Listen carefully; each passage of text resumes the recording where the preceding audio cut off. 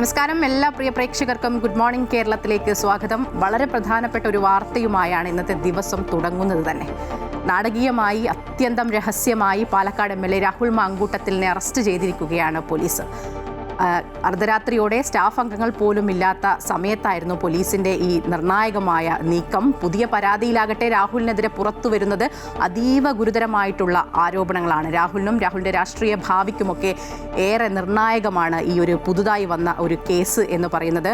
ഒപ്പം കേന്ദ്ര ആഭ്യന്തരമന്ത്രി അമിത്ഷാ ഇന്ന് തലസ്ഥാനത്തുണ്ട്. ഇന്ന് ഞായറാഴ്ചയാണെങ്കിലും വാർത്താ സമ്പന്നമാണ് ഇന്നത്തെ ഒരു ദിവസം എന്ന് പറയുന്നത്. അതുകൊണ്ട് നമുക്ക് വാർത്തകളൊക്കെ വിശദമായി നോക്കാം. ആദ്യം പ്രധാന തലക്കെട്ടുകൾ. രാഹുൽ മാങ്കൂട്ടത്തിൽ അറസ്റ്റ്. പാലക്കാട് KPM ഹോട്ടലിൽ നിന്ന് പോലീസ് കസ്റ്റഡിയിലെടുത്തത് ഇന്നലെ രാത്രി 12:30-യോടെ. പോലീസ് നടപടി പത്തനംതിട്ട സ്വദേശിനിയുടെ പരാതിയിൽ. സാമ്പത്തിക ചൂഷണത്തിനും ബലാത്സംഗത്തിനും ഗർഭചിത്രത്തിന് സമ്മർദ്ദം ചെലുത്തിയെന്നും പരാതി. രാഹുലിനെ പത്തനംതിട്ട AR ക്യാമ്പ് ആസ്ഥാനത്തെത്തിച്ചു.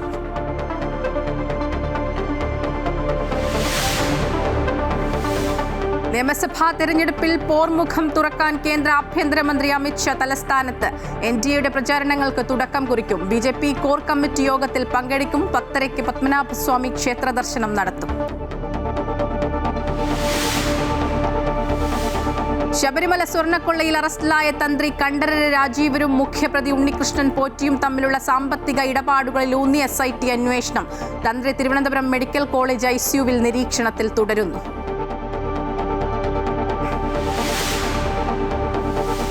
കുട്ടനാടൻ കാർഷിക മേഖലയുടെ രക്ഷയ്ക്കായി 1-ാം പഞ്ചവത്സര പദ്ധതി കാലത്ത് നിർമ്മിച്ച തോട്ടപ്പള്ളി സ്പിൽവേ ഇന്ന് കർഷകരുടെ പേടി സ്വപ്നം. തകരാറിലായ ഷട്ടറുകൾക്കിടയിലൂടെ ജലാശയങ്ങളിൽ കടൽ വെള്ളം ഇരച്ചു കയറിയതോടെ വിളവെടുക്കാറായ പാടശേഖരങ്ങളിൽ വെള്ളം കയറ്റാനാകാതെ കർഷകർ. കുട്ടനാടൻ അപ്പർ കുട്ടനാടൻ കാർഷിക മേഖലയിൽ നെൽകൃഷി പ്രതിസന്ധിയിൽ.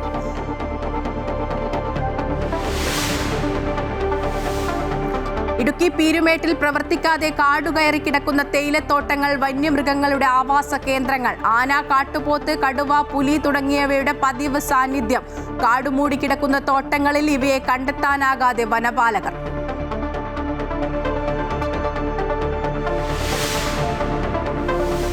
ഇന്ത്യ-ന്യൂസിലാൻഡ് ഏകദിന പരമ്പരയ്ക്ക് ഇന്ന് തുടക്കം. ആദ്യ ഏകദിനം ഉച്ചയ്ക്ക് 1:30 മുതൽ വഡോദരയിൽ. ഇടവേളയ്ക്ക് ശേഷം ക്യാപ്റ്റൻ ശുഭ്മാൻ ഗില്ലും ശ്രേയസ് അയ്യരും തിരിച്ചെത്തി.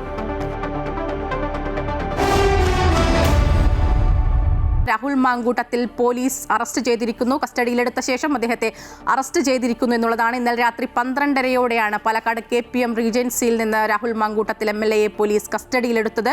രാഹുലിനെതിരായ 3-ാമത്തെ ബലാത്സംഗ കേസിലാണ് ഇപ്പോൾ ഒടുവിൽ അറസ്റ്റ് ഉണ്ടായിരിക്കുന്നത്. പോലീസ് നടപടി പത്തനംതിട്ട സ്വദേശിയുടെ പരാതിയിലാണ്. അതീവ രഹസ്യമായിട്ടായിരുന്നു അന്വേഷണ സംഘം രാഹുലിനെ കസ്റ്റഡിയിലെടുത്തത്. വിദേശത്തുള്ള പരാതിക്കാരിയുടെ മൊഴി ഇമെയിൽ വഴിയാണ് പോലീസിന് ലഭിച്ചത്. തുടർന്ന് സ്റ്റേറ്റ് ക്രൈംബ്രാഞ്ച് നടപടികൾ സ്വീകരിക്കും. സ്റ്റേറ്റ് ക്രൈംബ്രാഞ്ചിന്റെ നേരിട്ടുള്ള മേൽനോട്ടത്തിലാണ് കേസ് മുന്നോട്ട് പോയത്. ലോക്കൽ പോലീസിലേക്ക് ഒരു വിവരവും എത്തിയിരുന്നില്ല എന്നുള്ളതാണ് ഏറെ പ്രധാനം.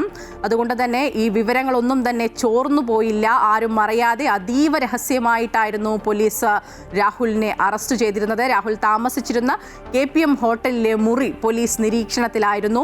രാഹുലിനെതിരെ പഴുതടച്ച നീക്കമാണ് ഉദ്യോഗസ്ഥർ നടത്തിയത് എന്നുള്ളതാണ്. പാലക്കാട് SP പൂങ്കുഴലിയുടെ നേതൃത്വത്തിലാണ് പുതിയ കേസും മുന്നോട്ട് പോകുന്നത്. അവർ AR ക്യാമ്പിൽ ഇപ്പോൾ എത്തിയിട്ടുണ്ട്. പത്തനംതിട്ട AR ക്യാമ്പിലാണ് രാഹുൽ മാങ്കൂട്ടത്തിൽ MLAയെ അറസ്റ്റ് ചെയ്ത് ഇപ്പോൾ കൊണ്ടുവന്നിട്ടുള്ളത്. പാലക്കാട് KPM റീജൻസി ഹോട്ടലിൽ നിന്ന് നേരത്തെ സൂചിപ്പിച്ചതുപോലെ രാത്രി 12:30-യോടെ കസ്റ്റഡിയിലെടുത്ത രാഹുലിനെ പത്തനംതിട്ട AR ക്യാമ്പിലാണ് നേരെ എത്തിച്ചത്. പത്തനംതിട്ട സ്വദേശിനി ഇമെയിൽ വഴി നൽകിയ പരാതിയിലാണ് ഇപ്പോൾ അറസ്റ്റ് ഉണ്ടായിരിക്കുന്നത് എന്നുള്ളതാണ്. രാഹുൽ ക്രൂരമായ ലൈംഗിക പീഡനവും സാമ്പത്തിക ചൂഷണവും നടത്തിയെന്നതാണ് പരാതിക്കാരിയുടെ മൊഴി പ്രത്യേക അന്വേഷണ സംഘം രേഖപ്പെടുത്തിയതിന് പിന്നാലെയാണ് രാഹുൽ മാങ്കൂട്ടത്തിലിനെ പോലീസ് കസ്റ്റഡിയിലെടുത്തത്. ഏറ്റവും പുതിയ വിവരങ്ങളുമായി കണ്ണൻ ദേവുണ്ട്. കണ്ണൻ, വളരെ നിർണായകമായ ഒരു അറസ്റ്റാണ് രാഹുൽ മാങ്കൂട്ടത്തിലിൻ്റേത്. ഒരു വിവരവും പുറത്തു പോവാതെ രാഹുലിനെ കൃത്യമായി നിരീക്ഷിച്ച് ക്രൈംബ്രാഞ്ച് നടത്തിയ ഒരു നീക്കം.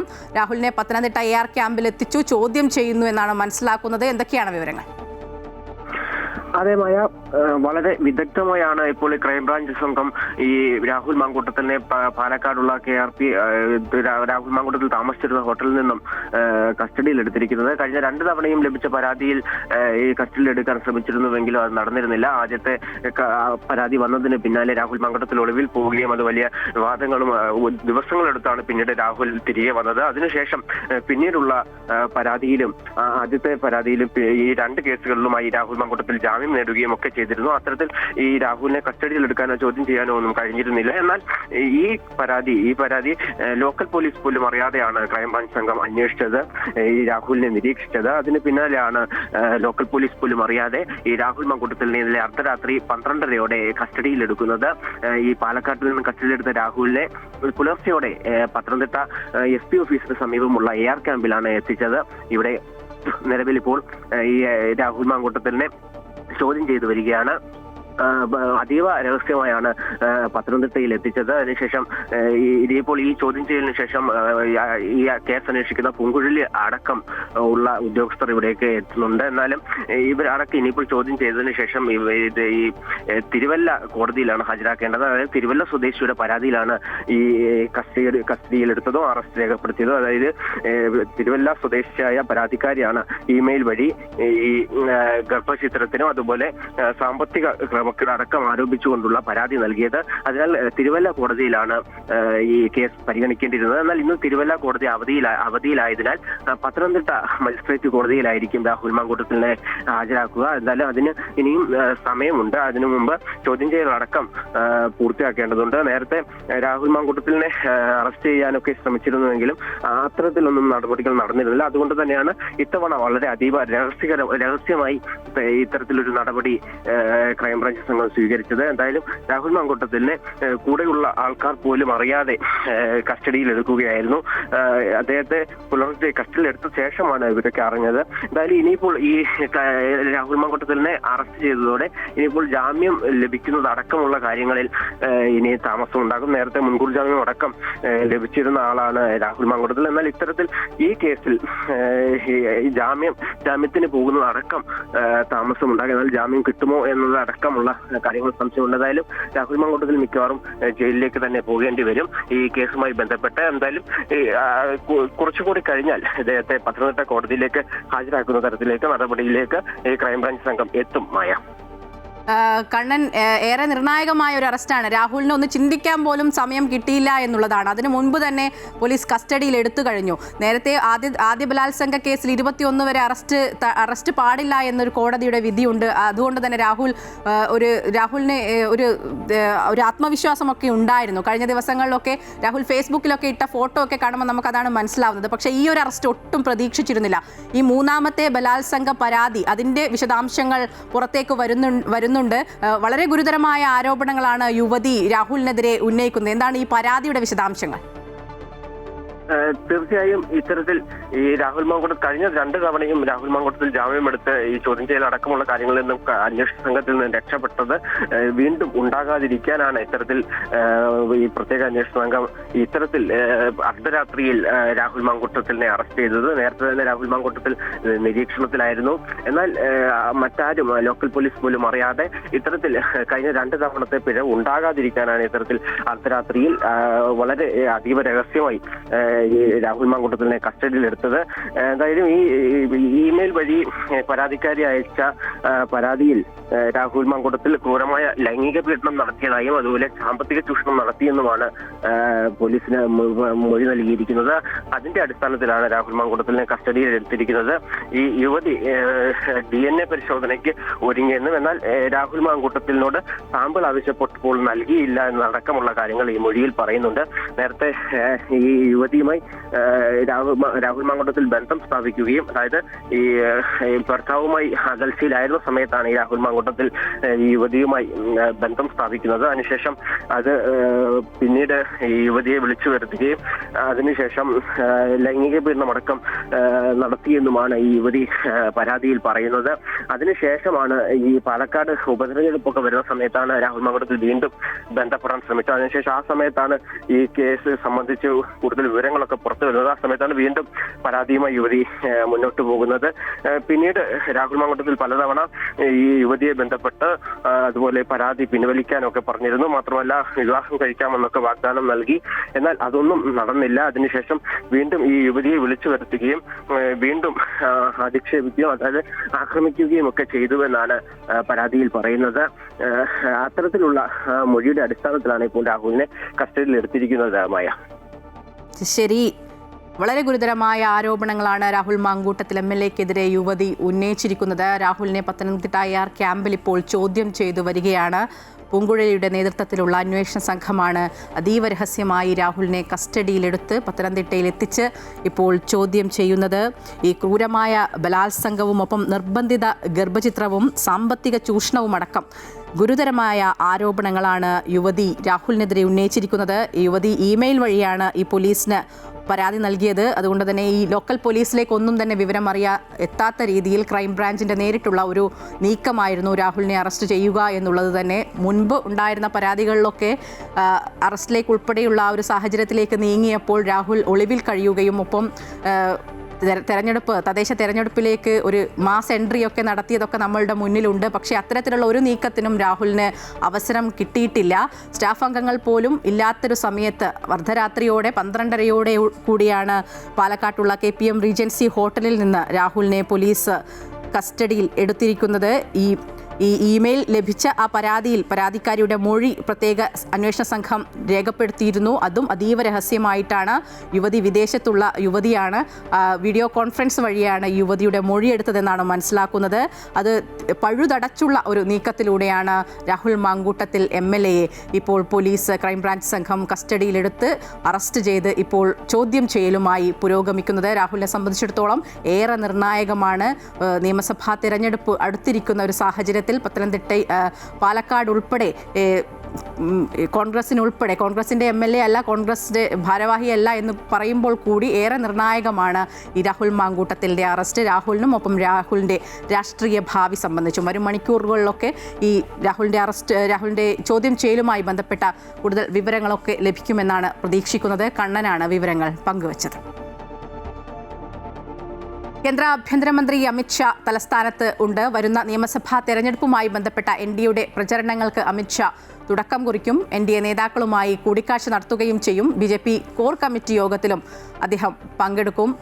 ദേവികയുണ്ട് കൂടുതൽ വിവരങ്ങളുമായി. ദേവിക, നേരത്തെ തന്നെ BJP ഈ തദ്ദേശ തെരഞ്ഞെടുപ്പിൽ നിന്ന് ലഭിച്ച വിജയമുണ്ട്. ഈ തിരുവനന്തപുരം കോർപ്പറേഷൻ പിടിച്ച ഒരു ആത്മവിശ്വാസമുണ്ട്. അതുകൊണ്ട് തന്നെ നേരത്തെ തന്നെ അവർ നിയമസഭാ തെരഞ്ഞെടുപ്പിനെ നേരിടാനുള്ള ഒരുക്കങ്ങളൊക്കെ തുടങ്ങിക്കഴിഞ്ഞു. അതിൻ്റെ ഇടയിലാണ് ഇപ്പോൾ കേന്ദ്ര ആഭ്യന്തരമന്ത്രി അമിത്ഷാ തന്നെ നേരിട്ടെത്തി എല്ലാത്തിനും നേതൃത്വം നൽകാനും കൂടെ പോകുന്നത്. എന്തൊക്കെയാണ് വിവരങ്ങൾ? അദ്ദേഹത്തിന് ഏത് രീതിയിലൊക്കെയാണ് അദ്ദേഹത്തിൻ്റെ പരിപാടികളൊക്കെ ക്രമീകരിച്ചിരിക്കുന്നത്? മായ, തദ്ദേശ തെരഞ്ഞെടുപ്പിൽ പ്രതീക്ഷിക്കാത്ത രീതിയിലുള്ള വലിയ വിജയം തന്നെയാണ് BJPക്ക് ഉണ്ടായത്. പ്രത്യേകിച്ചും തിരുവനന്തപുരം കോർപ്പറേഷനിലൊക്കെ അതിന്റെ ഒരു ആത്മവിശ്വാസത്തിൽ തന്നെയാണ് വരുന്ന നിയമസഭാ തിരഞ്ഞെടുപ്പിനെ നേരിടാൻ BJP ഒരുങ്ങുന്നത്. ആ ഒരു സമയത്താണ് ഇത്തരത്തിൽ തിരഞ്ഞെടുപ്പ് പ്രചാരണങ്ങൾക്ക് തുടക്കം കുറിക്കാൻ വേണ്ടി കേന്ദ്ര ആഭ്യന്തരമന്ത്രി അമിത്ഷാ തിരുവനന്തപുരത്ത് എത്തുന്നത്. ഇന്നലെ രാത്രിയോടെ അദ്ദേഹം പ്രത്യേകം തയ്യാറാക്കിയ വിമാനത്തിൽ തിരുവനന്തപുരം എയർപോർട്ടിൽ എത്തിയിരുന്നു. ഇന്ന് രാവിലെ അല്പസമയത്ത്, അതായത് 10:30 ഇദ്ദേഹം പത്മനാഭസ്വാമി ക്ഷേത്ര ദർശനം നടത്തും. BJP കോർ കമ്മിറ്റി യോഗത്തിലും ഇദ്ദേഹം പങ്കെടുക്കും. കേരളത്തിലെ തദ്ദേശ സ്ഥാപനങ്ങളിലേക്ക് പുതുതായി തെരഞ്ഞെടുക്കപ്പെട്ട ജനപ്രതിനിധികളുമായി അദ്ദേഹം ഇന്ന് കൂടിക്കാഴ്ച നടത്തുന്നുണ്ട്. രാവിലെ 11:30 ആ കൂടിക്കാഴ്ച സജ്ജീകരിച്ചിട്ടുള്ളത്. തിരുവനന്തപുരം കവടിയാറുള്ള ഉദയ് പാലസ് കൺവെൻഷൻ സെന്ററിലാണ് ഇത്തരത്തിൽ ഈ തദ്ദേശ സ്ഥാപനങ്ങളിലേക്ക് പുതുതായി തെരഞ്ഞെടുക്കപ്പെട്ട ജനപ്രതിനിധികളുമായിട്ടുള്ള യോഗം ഇത്തരത്തിൽ സംഘടിപ്പിച്ചിട്ടുള്ളത്. വൈകുന്നേരം 4 മണിക്കാണ് BJP സംസ്ഥാന കോർ കമ്മിറ്റി യോഗം. അതിലും അദ്ദേഹം പങ്കെടുക്കും. അതിനുശേഷം NDA നേതാക്കളുമായി കൂടിക്കാഴ്ച നടത്തിയതിനു ശേഷമായിരിക്കും അദ്ദേഹം മടങ്ങുക. മായ, ശരി, കേന്ദ്ര ആഭ്യന്തരമന്ത്രി അമിത്ഷാ തലസ്ഥാനത്തുണ്ട്. നിയമസഭാ തെരഞ്ഞെടുപ്പുമായി ബന്ധപ്പെട്ട NDA-യുടെ പ്രചരണങ്ങൾക്കൊക്കെ അമിത്ഷാ തുടക്കം കുറിക്കുകയും ചെയ്യും. ദേവികയാണ് വിവരങ്ങൾ പങ്കുവച്ചത്. ശബരിമല സ്വർണ്ണക്കൊള്ള കേസിൽ അറസ്റ്റിലായ തന്ത്രി കണ്ഠരര് രാജീവരും മുഖ്യപ്രതി ഉണ്ണികൃഷ്ണൻ പോറ്റിയും തമ്മിൽ സാമ്പത്തിക ഇടപാടുകൾ നടന്നിട്ടുണ്ടെന്നാണ് സൂചന. തന്ത്രിയുടെ സാമ്പത്തിക ഇടപാടുകളിലൂന്നി SIT അന്വേഷണം ശക്തമാക്കിയിട്ടുണ്ട്. ആരോഗ്യസ്ഥിതി വഷളായതിനെ തുടർന്ന് തന്ത്രി തിരുവനന്തപുരം മെഡിക്കൽ കോളേജ് ICU-വിൽ ചികിത്സയിൽ തുടരുകയാണ്. ഇന്നലെ ചോദ്യം ചെയ്യലിനിടെ അദ്ദേഹത്തിന് ശാരീരിക അസ്വസ്ഥതകൾ ഉണ്ടായതിനെ തുടർന്നാണ് തന്ത്രിയെ പരിശോധനയ്ക്ക് വിധേയമാക്കുകയും ഒടുവിൽ തിരുവനന്തപുരം മെഡിക്കൽ കോളേജ് ICUവിൽ നിരീക്ഷണത്തിൽ തുടരുകയുമൊക്കെ ചെയ്യുന്ന ഒരു സാഹചര്യമൊക്കെ ഉണ്ടായിരുന്നത്. അദ്ദേഹത്തെ കൂടുതലായി ചോദ്യം ചെയ്യേണ്ടതുണ്ട്. നിർണായകമായ നിരവധി വിവരങ്ങൾ പുറത്തു വരേണ്ടതുണ്ട്. ദേവിക ഉണ്ട് വിവരങ്ങളുമായി. ദേവിക, ഈ തന്ത്രിയും ഒപ്പം ഈ ഉണ്ണികൃഷ്ണൻ പോറ്റിയും തമ്മിൽ ഉണ്ടായ സാമ്പത്തിക ഇടപാടുകളെക്കുറിച്ച് ഉള്ള സൂചനകൾ ലഭിച്ചിട്ടുണ്ടെന്നാണ് മനസ്സിലാക്കുന്നത്. എന്താണ് ഈ അന്വേഷണവുമായി ബന്ധപ്പെട്ട് ലഭിക്കുന്ന ഏറ്റവും ഒടുവിലായി ലഭിക്കുന്ന വിവരങ്ങളൊപ്പം ഈ തന്ത്രിയുടെ ആരോഗ്യസ്ഥിതി ഇപ്പോൾ എങ്ങനെയാണ്? ഈ തന്ത്രി തിരുവനന്തപുരം മെഡിക്കൽ കോളേജ് ആശുപത്രിയിൽ തീവ്രപരിചരണ വിഭാഗത്തിലാണ് നിലവിലുള്ളത്. അദ്ദേഹത്തിന്റെ ആരോഗ്യസ്ഥിതിയിൽ ചെറിയ പ്രശ്നമുണ്ടെന്ന് കണ്ടെത്തിയതിനെ തുടർന്ന് ഇന്നലെ ജനറൽ ആശുപത്രിയിൽ എത്തിച്ച് പരിശോധിച്ചിരുന്നു. അതിൽ ECGയിലടക്കം ചില വേരിയേഷൻസ് കണ്ടിരുന്നു. അതുകൊണ്ട് ഈ ഹൃദയ സംബന്ധമായ രോഗങ്ങൾ ഉള്ളതുകൊണ്ട് ഇദ്ദേഹത്തെ ഇപ്പോൾ നിലവിൽ തിരുവനന്തപുരം മെഡിക്കൽ കോളേജ് ആശുപത്രിയിലെ തീവ്രപരിചരണ വിഭാഗത്തിൽ പ്രവേശിപ്പിച്ചിരിക്കുകയാണ്. ഈ ശബരിമല സ്വർണ്ണക്കൊള്ളയുമായി ബന്ധപ്പെട്ട ആരും പ്രതീക്ഷിക്കാതിരുന്ന അറസ്റ്റാണ് തന്ത്രി കണ്ഠരര് രാജീവരുടേത്. അതായത് ഈ ക്ഷേത്രത്തിൽ തന്നെ ക്ഷേത്രത്തിന്റെ സ്വത്തുക്കൾ പരിപാലിക്കാനുള്ള പൂർണ്ണമായ ഉത്തരവാദിത്തമുള്ള, അതായത് ദേവസ്വം ബോർഡ് ഉദ്യോഗസ്ഥരെ പോലെ തന്നെ ഉത്തരവാദിത്തമുള്ള വ്യക്തിയാണ് ഈ തന്ത്രി എന്ന് പറയുന്നത്. ഏകദേശം അസിസ്റ്റന്റ് കമ്മീഷണറിന്റെ പദവിയാണ് ഈ ദേവസ്വം മാനുവൽ പരിശോധിക്കുമ്പോൾ നമുക്ക് മനസ്സിലാകുന്നത്. അദ്ദേഹം എന്തുകൊണ്ട് ഇത്തരത്തിൽ നിശബ്ദത പാലിച്ചു? അദ്ദേഹത്തിന്റെ അനുവാദമില്ലാതെ ഈ സ്വർണ്ണപ്പാളികൾ പുറത്തേക്ക് കൊണ്ടുപോയിട്ടുണ്ട് എന്ന് പറയുമ്പോൾ എന്തുകൊണ്ട് അദ്ദേഹം അത് രേഖാമൂലം ദേവസ്വം ബോർഡ് ഉദ്യോഗസ്ഥരെയോ മറ്റ് അധികൃതരെയോ അറിയിച്ചില്ല എന്നുള്ള ചോദ്യം തന്നെയാണ് SIT ചോദിക്കുന്നത്. ഉണ്ണികൃഷ്ണൻ പോറ്റിയെ ഈ ശബരിമലയിലേക്ക് കൊണ്ടുവന്നത് തന്ത്രി കണ്ഠരര് രാജീവര് തന്നെയാണ് എന്ന കാര്യത്തിലും SIT വ്യക്തത വരുത്തിയിട്ടുണ്ട്. അത്തരത്തിൽ കൊണ്ടുവന്നപ്പോൾ ഈ പോറ്റി മുഖേന ഈ തന്ത്രി പല ക്ഷേത്രങ്ങളിലും പിന്നീട് പലതവണ പല പൂജകൾക്കും മറ്റുമായി പോയിട്ടുണ്ട് എന്ന കാര്യവും വ്യക്തമായിട്ടുണ്ട്. ഇത്തരത്തിൽ പോറ്റിയുമായിട്ടുള്ള ഇടപാടുകൾ ഏതെങ്കിലും തരത്തിലുള്ള സാമ്പത്തിക ലാഭം നടന്നിട്ടുണ്ടോ എന്ന കാര്യം തന്നെയാണ് SIT പ്രധാനമായും അന്വേഷിക്കുന്നത്. ഈ പോറ്റിക്ക് ഈ ശബരിമല സ്വർണ്ണക്കൊള്ളയിലേക്ക് ഒരു പാത തുറന്നു കൊടുക്കുന്നതിലൂടെ സാമ്പത്തിക ലാഭം ഉണ്ടായിട്ടുണ്ടെങ്കിൽ അത് കണ്ടെത്തുക എന്നുള്ളത് തന്നെയാണ് കഴിഞ്ഞ ദിവസം ചെങ്ങന്നൂരിലെ ഈ തന്ത്രിയുടെ വീട്ടിൽ ഏകദേശം 8 മണിക്കൂറോളം നീണ്ട പരിശോധന നടത്തിയതിലൂടെയൊക്കെ SIT വ്യക്തമാക്കുന്നത്. എന്തായാലും ഈ ഒരു പരിശോധന പുരോഗമിക്കുന്നതിനിടെ നാളെ ഇത്തരത്തിൽ അദ്ദേഹത്തെ കസ്റ്റഡിയിൽ വാങ്ങി ചോദ്യം ചെയ്യാൻ, പ്രത്യേകിച്ചും ഈ സാമ്പത്തിക ഇടപാടുകളിൽ വ്യക്തത വരേണ്ടതുണ്ട്. അതുകൊണ്ട് തന്നെ കസ്റ്റഡിയിൽ വാങ്ങി ചോദ്യം ചെയ്യുന്നതിനായിട്ട് ഈ SIT നാളെ കസ്റ്റഡി അപേക്ഷ നൽകാനിരിക്കെയാണ് അദ്ദേഹത്തെ ഇത്തരത്തിൽ ആശുപത്രിയിൽ പ്രവേശിപ്പിച്ചത്. അപ്പോൾ നാളെ കസ്റ്റഡി അപേക്ഷ നൽകുമോ ഇല്ലയോ എന്നത് നിർണായകമാണ്. നിലവിൽ ഇദ്ദേഹത്തെ ആരോഗ്യനില നിരീക്ഷിച്ച് വരികയാണ്. ഇതിൽ എന്തെങ്കിലും പുരോഗതി ഉണ്ടെങ്കിൽ മാത്രമേ വീണ്ടും തിരുവനന്തപുരം സ്പെഷ്യൽ സബ് ജയിലിലേക്ക് ഇദ്ദേഹത്തെ മാറ്റുന്ന കാര്യങ്ങളും മറ്റു നടപടികളുമായി SIT മുന്നോട്ട് പോവുകയുള്ളൂ എന്ന് തന്നെയാണ് മനസ്സിലാകുന്നത്. മായ, ശരി. എന്തായാലും മന്ത്രിയെ കുടുക്കാതിരിക്കാൻ തന്ത്രിയെ കുടുക്കി തുടങ്ങിയ ആരോപണങ്ങളൊക്കെ ഉയർന്നു വരുന്നുണ്ട്. സാഹചര്യത്തിൽ ഈ തന്ത്രി കണ്ഠരര് രാജീവരും ഉണ്ണികൃഷ്ണൻ പോറ്റിയും തമ്മിലുള്ള സാമ്പത്തിക ഇടപാടുകളുടെ സൂചനയൊക്കെ പുറത്തു വരുന്നുണ്ട്. അതിൽ കൂടുതൽ വ്യക്തത വരുത്താനുണ്ട്. അദ്ദേഹത്തെ കൂടുതൽ ചോദ്യം ചെയ്യാനുണ്ട്. പക്ഷേ അദ്ദേഹത്തിൻ്റെ ആരോഗ്യസ്ഥിതി ഇപ്പോൾ അതിന് അനുവദിക്കുന്നില്ല. ദേവികയാണ് വിവരങ്ങൾ പങ്കുവച്ചത്. Saranamritham powered by Dhanalakshmi bank. Banking on relationships forever. സ്വാമിയേ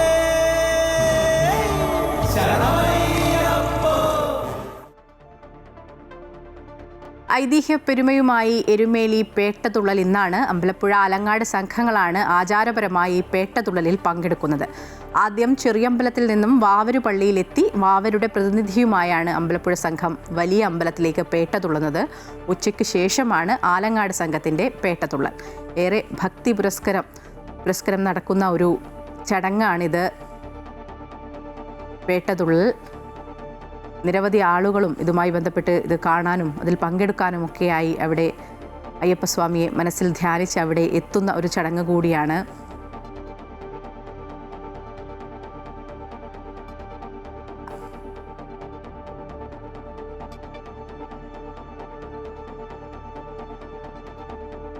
ശബരിമലയിലാകട്ടെ അയ്യപ്പ ഭക്തരുടെ തിരക്ക് കുറഞ്ഞിട്ടുണ്ട്. അവധി ദിനമായ ഇന്നലെയും ഇന്നും ഇതുവരെ വളരെ കുറച്ച് അയ്യപ്പ ഭക്തർ മാത്രമാണ് സന്നിധാനത്തേക്ക് ദർശനത്തിനെത്തിയത് എന്നാണ് റിപ്പോർട്ട്. രാവിലെ നട തുറന്ന ശേഷം ദർശനത്തിനെത്തിയ അയ്യപ്പ ഭക്തരുടെ എണ്ണം 4000-ആണ്. അതേസമയം മകരവിളക്കിനായുള്ള ഒരുക്കങ്ങൾ സന്നിധാനത്ത് തുടരുന്നുണ്ട്.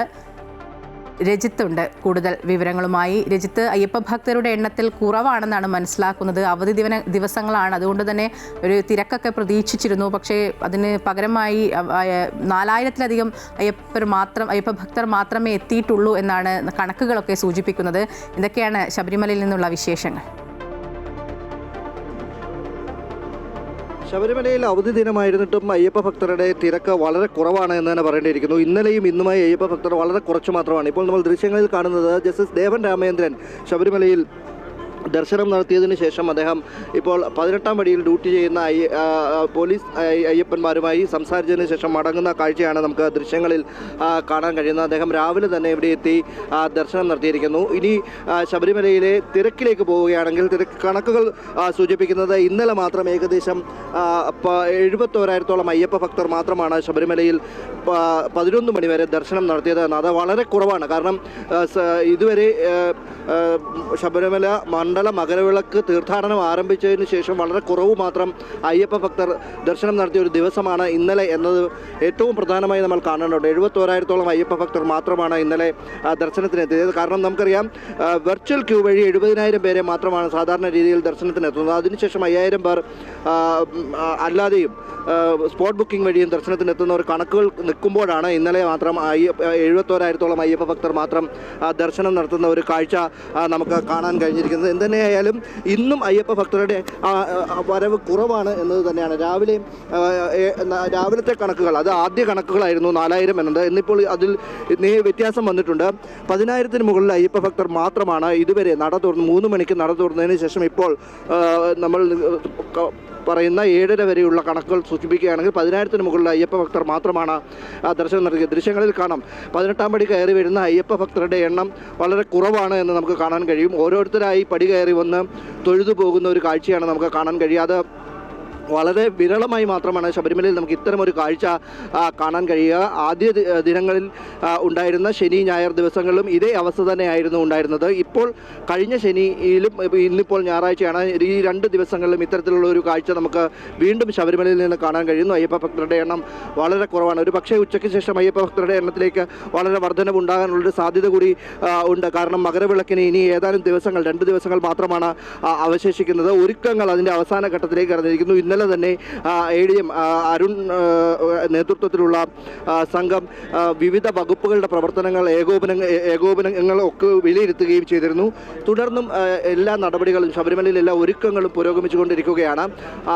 അടുത്ത ദിവസം മകരവിളക്കിനുള്ള എല്ലാ ഒരുക്കങ്ങളും ഇതിനോടകം തന്നെ പൂർത്തിയായിട്ടുണ്ട് എന്ന് ദേവസ്വം ബോർഡും അറിയിക്കുന്നുണ്ട്. എന്തുതന്നെയായാലും അതിൻ്റെ മുന്നോടിയായി തന്നെ അല്പം മുമ്പ് സൂചിപ്പിച്ചതുപോലെ തന്നെ അതിൻ്റെ മുന്നോടിയായി തന്നെയാണ് എരുമേലിയിൽ അമ്പലപ്പുഴ ആലങ്ങാട് സംഘങ്ങളുടെ പേട്ടതുള്ളൽ ഇന്ന് നടക്കുന്നത്. ആദ്യം അമ്പലപ്പുഴ സംഘത്തിൻ്റെയും പിന്നീട് ആലങ്ങാട് സംഘത്തിൻ്റെയും പേട്ടതുള്ളൽ എരുമേലിയിൽ നടക്കും. തുടർന്ന് അവർ കാനനപാത വഴി തന്നെയാണ് ശബരിമലയിലേക്ക് എത്തുന്നത്. ശബരിമലയിൽ തുടർന്ന് മകരവിളക്ക് ദർശിച്ച ശേഷമായിരിക്കും ഇവരും തിരികെ മടങ്ങുക. എന്തുതന്നെയായാലും അത് ആചാരപരമായി തന്നെ നടക്കുന്ന ചടങ്ങാണ് എരുമേലിയിൽ നടക്കുന്നത്. അത് തുടർന്ന് ശബരിമലയിലേക്ക് എത്തുന്ന സംഘം മകരവിളക്ക് ദർശിച്ച ശേഷം ശബരിമലയിൽ ഇപ്പോൾ അയ്യപ്പ ഭക്തരുടെ എണ്ണത്തിൽ ഒരു കുറവുണ്ട്. അതുകൊണ്ട് തന്നെ വരുന്നവർക്ക് വളരെ സുഗമമായി കണ്ണിറയെ അയ്യപ്പനെ കണ്ട് മടങ്ങുകയും ചെയ്യാം. രജിത്താണ് അവിടെ നിന്നുള്ള വിവരങ്ങൾ പങ്കുവച്ചത്.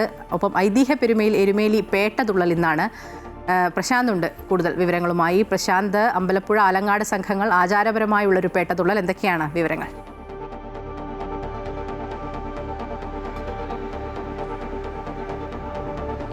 മായ മതമൈത്രിയുടെ സംഗമഭൂമിയായ എരുമേലിയിൽ ഇന്ന് ഏറ്റവും വലിയ ആഘോഷമായ പേട്ടതുള്ളൽ നടക്കും. അമ്പലപ്പുഴ ആലങ്ങാട് സംഘങ്ങളുടെ പേട്ടതുള്ളലാണ് ഇവിടെ ഏറ്റവും പ്രധാനം. രാവിലെ അമ്പലപ്പുഴ സംഘത്തിൻ്റെ പേട്ടതുള്ളൽ നടക്കും.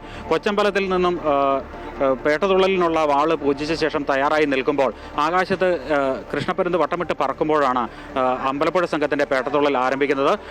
പേട്ടതുള്ളൽ ഇന്ന് വാവരുപള്ളിയിൽ ജമാഅത്ത് ഭാരവാഹികളുടെ നേതൃത്വത്തിൽ വാവരുപള്ളിയിൽ സ്വീകരണം നൽകും. ഇവിടെ പുഷ്പവൃഷ്ടിക്കും ശേഷം വാവരുപള്ളിയെ വലം ചുറ്റി സംഘം വലിയമ്പലത്തിലേക്ക് നീങ്ങും. വാവരുടെ പ്രതിനിധിയായി ആസാദ് താഴ്ത്തുവീട്ടിൽ ഈ സംഘത്തെ അനുഗമിക്കും. സമൂഹ പെരിയോൻ N ഗോപാലകൃഷ്ണ പിള്ളയുടെ നേതൃത്വത്തിൽ 250 പേരാണ് ഈ അമ്പലപ്പുഴ പേട്ടതുള്ളൽ സംഘത്തിലുള്ളത്. വലിയമ്പലത്തിൽ പേട്ടതുള്ളൽ എത്തിച്ചേർന്ന ശേഷം ഇവിടെ പേട്ട സദ്യയും നടക്കും. ഉച്ചയ്ക്ക് ശേഷമാണ് ആലങ്ങാട്ട് സംഘത്തിൻ്റെ പേട്ടതുള്ളൽ. അമ്പലപ്പുഴ സംഘത്തിനൊപ്പം വാവരുടെ പ്രതിനിധിയും പോയി എന്ന സങ്കല്പത്തിൽ വാവരുപള്ളിയിൽ കയറാതെയാണ് ആലങ്ങാട്ട് സംഘത്തിൻ്റെ പേട്ടതുള്ളൽ. ഇവർ വെള്ളവസ്ത്രമണിഞ്ഞ് ഭസ്മം പൂശിയാണ് പേട്ട തുള്ളുന്നത്. ഏതായാലും ഇന്ന് എരുമേലിയെ സംബന്ധിച്ചിടത്തോളം ഏറ്റവും വലിയ ഉത്സവ നിമിഷങ്ങളാണ്. രാവിലെ ഉച്ചയ്ക്ക് 12 മണിയോടുകൂടി അമ്പലപ്പുഴ സംഘത്തിൻ്റെ പേട്ടതുള്ളലും ഉച്ചയ്ക്ക് ശേഷം 3 മണിയോടുകൂടി ആലങ്ങാട്ട് സംഘത്തിൻ്റെ പേട്ടതുള്ളൽ നടക്കും. നാടിൻ്റെ വിവിധ ഭാഗങ്ങളിൽ നിന്നായി 10,000 ഈ അപൂർവ നിമിഷത്തെ അല്ലെങ്കിൽ ഈ ചരിത്രപ്രസിദ്ധമായ നിമിഷത്തെ കാണുന്നതിനും പങ്കെടുക്കുന്നതിനുമായി നിരവധി ആളുകൾ എത്തും. ഈ സമയം എരുമേലിയിലുള്ള നിരവധി ആളുകൾ ഈ മകരവിളക്കിന് പങ്കെടുക്കുന്നത് മകരജ്യോതി ദർശിക്കുന്നതിനുമായി എത്തുന്ന ആയിരക്കണക്കിന് അയ്യപ്പ ഭക്തരും ഈ സമയം പേട്ടതുള്ളലിൽ പങ്കാളികളാകും. ഏതായാലും എരുമേലി പേട്ടതുള്ളലിനായുള്ള എല്ലാ ഒരുക്കങ്ങളും പൂർത്തിയായിരിക്കുന്നു. പോലീസും വലിയ തോതിലുള്ള സുരക്ഷാ ക്രമീകരണങ്ങളടക്കം ഒരുക്കിയിട്ടുണ്ട്. ഏതായാലും അല്പസമയത്തിനകം എരുമേലിയിൽ ഭക്തരുടെ ഒരു വലിയ ഒരു സാഗരമായിരിക്കും, അയ്യപ്പ ഭക്തരുടെ ഒരു സാഗരമായി എരുമേലി മാറുന്ന കാഴ്ചയാകും നമുക്ക് കാണാൻ കഴിയുമായ. ശരി, പ്രശാന്ത് ജോസഫാണ് വിവരങ്ങൾ നൽകിയത്. അയ്യപ്പസ്വാമിയുടെ തിരുവാഭരണം ദർശിക്കാൻ പന്തളത്തേക്ക് ഭക്തജന പ്രവാഹം. ശ്രാമ്പിക്കൽ കൊട്ടാരത്തിലെ സുരക്ഷിത മുറിയിൽ ദർശനത്തിന് വച്ചിരിക്കുന്ന തിരുവാഭരണം കണ്ടു തൊഴാനും അന്നദാനത്തിൽ പങ്കുകൊള്ളാനും ഭക്തരുടെ വലിയ തിരക്കാണ്. 12-ാം തീയതി ഉച്ചയ്ക്ക് 1 മണിക്കാണ് ഘോഷയാത്ര പന്തളം വലിയ കോയികൽ ധർമ്മശാസ്ത്ര ക്ഷേത്രത്തിൽ നിന്നും പുറപ്പെടുക. മണികണ്ഠസ്വാമിയുടെ മണ്ണിലേക്ക് തിരുവാഭരണ ദർശനത്തിനായി ഭക്തജന പ്രവാഹമാണ്. മണ്ഡലകാലത്തുണ്ടായ ഭക്തജന തിരക്ക് അതേ രീതിയിൽ മകരവിളക്ക് തീർത്ഥാടന കാലത്തും തുടരുന്നു. ശ്രാമ്പിക്കൽ കൊട്ടാരത്തിൽ തിരുവാഭരണ ദർശനം നടത്തി സായുജ്യം നേടുകയാണ് ഭക്തജനങ്ങൾ. ഘോഷയാത്രാ ദിവസമായ 12-ന് പുലർച്ചെ 5:30 മുതൽ 12 വരെ ക്ഷേത്ര ശ്രീകോവിലിന് മുൻവശത്താണ് ആഭരണങ്ങൾ തുറന്നു വയ്ക്കുന്നത്. ഉച്ചയ്ക്ക് 1 മണിക്ക് ഘോഷയാത്ര പന്തളം വലിയ കോയിക്കൽ ധർമ്മശാസ്ത്ര ക്ഷേത്രത്തിൽ നിന്ന് പുറപ്പെടും. കൊട്ടാരം നിർവാഹക സംഘം ഭക്തർക്ക് വേണ്ട സൗകര്യങ്ങൾ ഒരുക്കിയിട്ടുണ്ട്. ഭക്തജനങ്ങൾക്ക് എല്ലാ സൗകര്യങ്ങളും ഇവിടെ ഒരുക്കിയിട്ടുണ്ട്. ദർശനത്തിന് വേണ്ടുന്ന എല്ലാ സൗകര്യങ്ങളും ഇവിടെ ഒരുക്കിയിട്ടുണ്ട്. പാർക്കിങ്ങിന് വേണ്ട എല്ലാ സൗകര്യങ്ങളും നമ്മുടെ കൊട്ടാരം തന്നെ ഇത്തവണ വലിയ വാഹനങ്ങൾ പാർക്ക് ചെയ്യാനുള്ള സൗകര്യം നമ്മുടെ ഇവിടെ പാലത്തിനക്കരെയുള്ള കൈപ്പുഴ ശ്രീവത്സം ഗ്രൗണ്ടിൽ എല്ലാ സംവിധാനങ്ങളും ഒരുക്കിയിട്ടുണ്ട്. ശബരിമല തീർത്ഥാടകരെ കൂടാതെ മറ്റ് അയ്യപ്പ ഭക്തരും ധാരാളമായി എത്തുന്നുണ്ട്. വർഷത്തിൽ 3 തവണ മാത്രമാണ് തിരുവാഭരണ ദർശനം സാധ്യമാകുന്നത്. മണ്ഡല മകരവിളക്ക് തീർത്ഥാടന കാലത്തും അയ്യപ്പസ്വാമിയുടെ പിറന്നാളായ കുംഭമാസത്തിലെ ഉത്രത്തിനും വിഷുവിനുമാണ് തിരുവാഭരണം കണ്ടുതൊഴാൻ ഭക്തർക്ക് സൗകര്യം ലഭിക്കുക. അമൃത ന്യൂസ്, പത്തനംതിട്ട. കുട്ടനാടൻ കാർഷിക മേഖലയുടെ രക്ഷയ്ക്കായി 1-ാം പഞ്ചവത്സര പദ്ധതി കാലത്ത് നിർമ്മിച്ച തോട്ടപ്പള്ളി സ്പിൽവേ കർഷകരുടെ പേടി സ്വപ്നമായി മാറിയിട്ട് നാളുകളേറെയായി. സ്പിൽവേയിലെ തകരാറിലായി ഷട്ടറുകൾക്കിടയിലൂടെ കടലിൽ നിന്നും ഉപ്പുവെള്ളം ഇരച്ചു കയറുന്നതോടെ കുട്ടനാടൻ അപ്പർ കുട്ടനാടൻ കാർഷിക മേഖലയിൽ നെൽകൃഷി പ്രതിസന്ധിയിലായി. ജലാശയങ്ങളിൽ ഉപ്പു നിറഞ്ഞതോടെ 2-ാം കൃഷിയുടെ വിളവെടുക്കാറായ പാടശേഖരങ്ങളിൽ വെള്ളം കയറ്റാനാകാത്ത അവസ്ഥയിലാണ് കർഷകർ. തോട്ടപ്പള്ളി സ്പിൽവേയുടെ തകർന്ന ഷട്ടറുകളുടെ നവീകരണത്തിനായി 16.11 കോടിയുടെ പദ്ധതിക്ക് 3 കൊല്ലം മുമ്പ് സർക്കാർ ഭരണാനുമതി നൽകിയിരുന്നു. എന്നാൽ വകുപ്പുകളുടെ ഏകോപനമില്ലായ്മ മൂലം പ്രാഥമിക ജോലികൾ പോലും തുടങ്ങാനായില്ല. പാലത്തിന്റെ ഉറപ്പ് സംബന്ധിച്ച് വെള്ളത്തിനടിയിൽ പഠനം നടത്താൻ ജലസേചന വകുപ്പ് സിവിൽ വിഭാഗത്തിന് നിർദ്ദേശം നൽകിയിരുന്നുവെങ്കിലും നടന്നില്ല. സ്പിൽവേ ഷട്ടറുകളുടെ ഉയരം 50 സെന്റിമീറ്റർ കൂട്ടി നവീകരിക്കാനായിരുന്നു പദ്ധതി. ഇതിലൂടെ കാർഷിക മേഖലയിലേക്ക് ഉപ്പുവെള്ളക്കയറ്റം തടയുകയായിരുന്നു ലക്ഷ്യം. 3 കൊല്ലമായിട്ടും പദ്ധതി നടപ്പാക്കാൻ സർക്കാർ സംവിധാനങ്ങളും താൽപര്യം കാട്ടിയില്ല. മാർച്ച് 31-ന് ഭരണാനുമതിയുടെ കാലാവധി തീരും. ഇതോടെ സ്പിൽവേ നവീകരണം ജലരേഖയാകും. കഴിഞ്ഞ പ്രാവശ്യം തന്നെ ഇങ്ങനെ ഉപ്പുവെള്ളം കയറിയത് 500 കോടിയിലധികം രൂപയുടെ നാശനഷ്ടം ഉണ്ടായിരിക്കുക. കൃഷി ഉപേക്ഷിക്കുവാൻ കർഷകർ നിർബന്ധിതമായിരിക്കുന്ന ഒരു സാഹചര്യമാണ്. ഏറ്റവും അടിയന്തരമായും നമ്മൾ ഈ കരിമണൽ ഖനനം അത് സമ്പൂർണ്ണമായും നിർത്തണം. അതോടൊപ്പം ആ ഷട്ടർ നമ്മുടെ തോട്ടപ്പള്ളി സ്പിൽവേയും അതുപോലെ തണ്ണീർമുക്കം ബണ്ടും അത് നല്ല നിലയിൽ പുതുക്കി പണിതുകൊണ്ട് അത് റെഗുലേറ്റർ സിസ്റ്റമാക്കി മാറ്റിയില്ലെങ്കിൽ ഒരു രീതിയിലും കുട്ടനാടിന് ഉപ്പുവെള്ളത്തെ അതിജീവിച്ച് കൃഷി ചെയ്യാൻ സാധ്യമല്ലാത്ത സാഹചര്യമുണ്ടാകും. 40 ഷട്ടറുകളുള്ള സ്പിൽവേയിലെ 7-ാം നമ്പർ ഷട്ടർ പ്രവർത്തിക്കാതായിട്ട് കാലങ്ങളായി. കടലിലെ വേലിയേറ്റത്തിനനുസരിച്ച് ഷട്ടറുകൾ ഉയർത്തുകയും താഴ്ത്തുകയും ചെയ്തില്ലെങ്കിൽ കാർഷിക മേഖലയിൽ ഉപ്പ് നിറയും. വൈദ്യുതീകരണം എല്ലാം തകരാറിലായതിനാൽ താൽക്കാലിക സംവിധാനങ്ങൾ ഒരുക്കിയാണ് ഇപ്പോൾ ഷട്ടറുകൾ പ്രവർത്തിക്കുന്നത്. ഷട്ടറുകളുടെ വിടവുകളിലൂടെയാണ് ഉപ്പുവെള്ളം അകത്തേക്ക് കയറുന്നത്. കാർഷിക മേഖലയിൽ 2-ാം കൃഷിയുടെ വിളവെടുപ്പും പുഞ്ചകൃഷിയുടെ ഒരുക്കങ്ങളും തുടങ്ങേണ്ട സമയത്താണ് ഈ ഉപ്പുവെള്ളം കൃഷിക്ക് ഭീഷണിയാകുന്നത്. ഇതോടെ നശിക്കുന്നത് കർഷകരുടെ സ്വപ്നങ്ങൾക്കൊപ്പം കേരളത്തിന്റെ നെല്ലറയായ കുട്ടനാടിന്റെ കാർഷിക പാരമ്പര്യവും കൂടിയാണ്. അമൃത ന്യൂസ്, ആലപ്പുഴ. രാഹുൽ മാങ്കൂട്ടത്തിൽ MLAയുടെ അറസ്റ്റുമായി ബന്ധപ്പെട്ട് ഇപ്പോൾ മന്ത്രി വി ശിവൻകുട്ടി മാധ്യമങ്ങളെ കാണുന്നു. തത്സമയം പ്രവർത്തനങ്ങൾ ലോകം ഒരിക്കലും അംഗീകരിക്കുന്ന കാര്യങ്ങളല്ല. വിട്ടുവീഴ്ചയില്ലാത്ത നടപടി നിയമപരമായി സ്വീകരിക്കുന്നതോടൊപ്പം തന്നെ അദ്ദേഹത്തിന് MLA ആക്കിയ പാർട്ടിയും സ്വീകരിക്കണമെന്ന് ഞങ്ങൾ ആവശ്യപ്പെട്ടിട്ടുള്ളതാണ്. കോൺഗ്രസ് പാർട്ടി അത് അടച്ചു നീക്കുകയായിരുന്നു. യഥാർത്ഥത്തിൽ കേരളത്തിൽ യൂത്ത് കോൺഗ്രസിന്റെ ഒരു മുഖമാണല്ലോ ഈ സുഹൃത്തെന്ന് പറയുന്നത്. അപ്പോൾ ഒന്നും രണ്ടുമല്ല, ഡസൻ കണക്കിന് വരുന്ന പരാതികൾ ഇത് വന്നുകൊണ്ടിരിക്കുകയാണ്.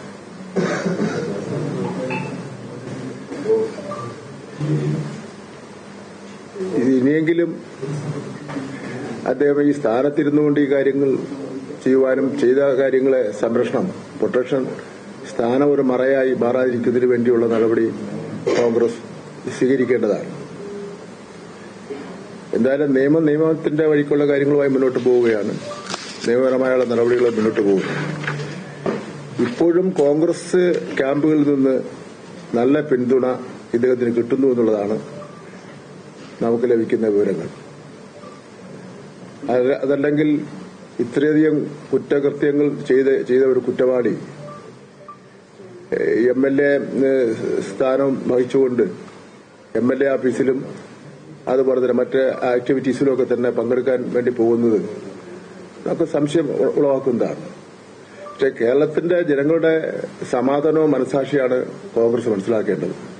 ഇത്രയും പ്രശ്നം ഉണ്ടായിട്ട് പോലും അതിനുശേഷം പൊതുപരിപാടികളിൽ പങ്കെടുത്തിട്ട് പോലും ഒരു പ്രകോപനം ഉണ്ടാക്കുന്നതിന് വേണ്ടി കേരളത്തിലെ ജനങ്ങൾ തയ്യാറായിട്ടില്ല. എന്തായാലും വളരെ വളരെ മോശമാണ്. കോൺഗ്രസ് തന്നെയാണ് ഇക്കാര്യത്തിൽ ഉത്തരവാദിത്വം ഏറ്റെടുക്കേണ്ടത്. രാഹുൽ മാങ്കൂട്ടത്തിൽ MLA സ്ഥാനം രാജിവെക്കണം. അക്കാര്യത്തിൽ കോൺഗ്രസ് ഒരു നിലപാട് വ്യക്തമാക്കണമെന്നാണ് മന്ത്രി വി ശിവൻകുട്ടി ഇപ്പോൾ ആവശ്യപ്പെട്ടിരിക്കുന്നത്. കോൺഗ്രസ് അദ്ദേഹത്തെ പാർട്ടിയിൽ നിന്ന് പുറത്താക്കിയതാണ്.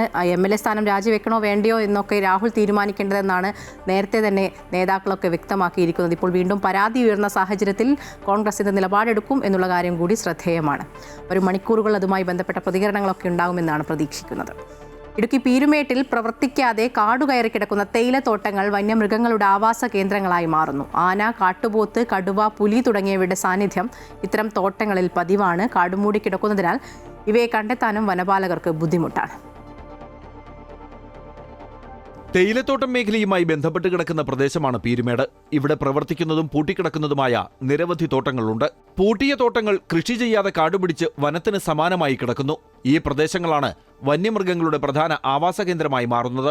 ആന, കടുവ, പുലി, കാട്ടുപോത്ത്, കാട്ടുപന്നി തുടങ്ങിയവയെല്ലാം കാടുപിടിച്ച് കിടക്കുന്ന ഭാഗങ്ങളിലുണ്ടെന്നാണ് നാട്ടുകാർ പറയുന്നത്. കഴിഞ്ഞ നാളുകളിലുണ്ടായ സംഭവങ്ങൾ ഇതിന് തെളിവായി ഇവർ ചൂണ്ടിക്കാണിക്കുന്നു. സർക്കാർ ഇടപെട്ട് എത്രയും വേഗം ഈ വനമേഖല പോലെ കിടക്കുന്ന തോട്ടം ഭൂമികളും അതുപോലെ സർക്കാരിന്റെ കുത്തകപ്പാട്ടത്തിൽ കിടക്കുന്ന കൃഷി ചെയ്യാത്ത ഭൂമികളും ഏറ്റെടുത്ത് കൃഷിയോഗ്യമാക്കുകയോ അല്ലെങ്കിൽ മറ്റുള്ള പ്രവർത്തനങ്ങൾക്ക് വേണ്ടി വിനിയോഗിക്കുകയോ ചെയ്തില്ലെങ്കിൽ ഈ നാട്ടിൻ പ്രദേശത്ത് ജനവാസ മേഖലകളിലുള്ള വന്യജീവി ആക്രമണത്തിന് ഒരു കുറവും വരുത്തുവാൻ സാധിക്കില്ല. പീരുമേട്ടിലെ പ്രധാന ടൗണുകളോടും ജനവാസ മേഖലകളോടും ചേർന്നാണ് തേയിലത്തോട്ടങ്ങൾ സ്ഥിതി ചെയ്യുന്നത്. അതിനാൽ തോട്ടങ്ങളിലെത്തുന്ന വന്യമൃഗങ്ങൾ ജനവാസ മേഖലയിലേക്ക് കടക്കുന്നതും പതിവാണ്. കാടുപിടിച്ച തോട്ടങ്ങൾ വെട്ടിത്തെളിക്കാനും വന്യമൃഗങ്ങളെ നാട്ടിൽ നിന്ന് തുരത്താനും നടപടിയുണ്ടാകണമെന്നാണ് പ്രദേശവാസികളുടെ ആവശ്യം. MC Boban, Amrita news, Idukki. നിയമസഭാ തെരഞ്ഞെടുപ്പ് ചർച്ചകൾക്കായി CPM കോഴിക്കോട് ജില്ലാ നേതൃയോഗം ഇന്ന് ചേരും. മുഖ്യമന്ത്രി പിണറായി വിജയൻ യോഗത്തിൽ പങ്കെടുക്കും. ശേഷം വൈകിട്ട് ഇടതുമുന്നണിയുടെ യോഗവും നടക്കും. LDF കൺവീനർ TP രാമകൃഷ്ണൻ യോഗത്തിൽ പങ്കെടുക്കും. സീറ്റുകളെ സംബന്ധിച്ചും സ്ഥാനാർത്ഥികളെ സംബന്ധിച്ചുമുള്ള ചർച്ചകൾ യോഗത്തിൽ നടക്കും. കഴിഞ്ഞ നിയമസഭാ തെരഞ്ഞെടുപ്പിൽ മികച്ച നേട്ടമുണ്ടാക്കിയ LDFന് ഇത്തവണ അല്പം വെല്ലുവിളി നിറഞ്ഞതാണ്. തദ്ദേശ തെരഞ്ഞെടുപ്പിൽ ഉണ്ടായ തിരിച്ചടി പ്രതിസന്ധിയാണ്. കേരള നിയമസഭയിലെ അന്താരാഷ്ട്ര പുസ്തകോത്സവത്തിൽ സദസ്സിനെ കീഴടക്കി അമൃത TV ഒരുക്കിയ താരസഭ. വാർത്താ ചാനൽ എന്ന നിലയിലും പ്രോഗ്രാം ചാനൽ എന്ന നിലയിലും മലയാളികളുടെ മനസ്സിൽ ഇടം നേടിയ ചാനലാണ് അമൃത TV എന്ന് താരസഭ ഉദ്ഘാടനം ചെയ്തുകൊണ്ട് സ്പീക്കർ AN ഷംസീർ പറഞ്ഞു.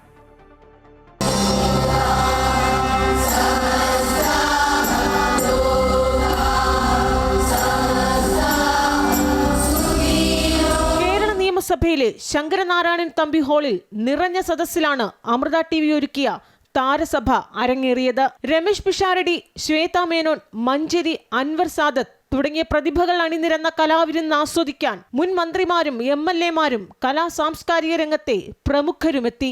Speaker AN Shamseer, deputy speaker Chittayam Gopakumar, MLA-മാരായ PC Vishnunath, U Prathibha, Amrita TV director Mahadeva Iyer എന്നിവർ ചേർന്ന് ഭദ്രദീപം കൊളുത്തി ഉദ്ഘാടനം ചെയ്തു. കേരളത്തിന്റെ സാമൂഹ്യ സാംസ്കാരിക പാരമ്പര്യ തനിമ ഒട്ടും ചോരാതെ 20 വർഷത്തെ ജൈത്രയാത്ര പിന്നിട്ട് ലോക മലയാളികൾക്ക് മുന്നിൽ തലയെടുപ്പോടെ നിൽക്കുന്ന അമൃത TVയെ ചേർത്തു നിർത്തുകയായിരുന്നു ഓരോരുത്തരും. കേരള നിയമസഭയോട് നല്ല രീതിയിൽ സഹകരിച്ചു പോകുന്ന ഒരു ചാനലാണ് അമൃത ചാനൽ. ഒപ്പം വാർത്താ മാധ്യമ ചാനൽ എന്ന നിലയിലും അതോടൊപ്പം തന്നെ എന്റർടൈൻമെന്റ് ചാനൽ എന്ന നിലയിലും കേരളത്തിലെ ജനങ്ങളുടെ മനസ്സിൽ ഇടം പിടിച്ച ചാനലാണ് അമൃത ചാനൽ. അമൃത ചാനൽ ഇന്ന് ഞങ്ങൾക്ക് വേണ്ടി ഒരുക്കുന്ന ഈ താരസഭ തീർച്ചയായും ഇവിടെ കൂടിയിരിക്കുന്നവർക്ക് ആസ്വാദകരമാകുമെന്ന കാര്യത്തിൽ യാതൊരു സംശയവുമില്ല. അമൃത ചാനൽ ഒരുക്കുന്ന താരസഭയ്ക്ക് എല്ലാവിധ ആശംസകളും. വലിയ ബഹളങ്ങളൊന്നുമില്ല, എന്നാൽ മൂല്യങ്ങളിൽ ഉറച്ചു നിന്നുകൊണ്ട് ഒരു മാധ്യമ രംഗത്ത് പ്രവർത്തിക്കുന്ന ഒരു മാധ്യമ സ്ഥാപനം എന്ന നിലയിൽ അമൃത TVയുടെ പ്രവർത്തനങ്ങൾക്ക് എല്ലാ ആശംസകളും, ഈ പരിപാടിക്ക് എല്ലാ നന്മകളും നേരും.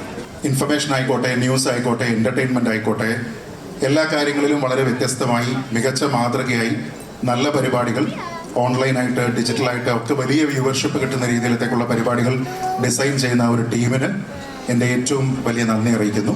മുഖ്യാതിഥികളായി എത്തിയവരും താരസഭയോടൊപ്പം പങ്കുചേർന്നപ്പോൾ ഹർഷാരവത്തോടെ സദസ്സ് ആസ്വദിച്ചു.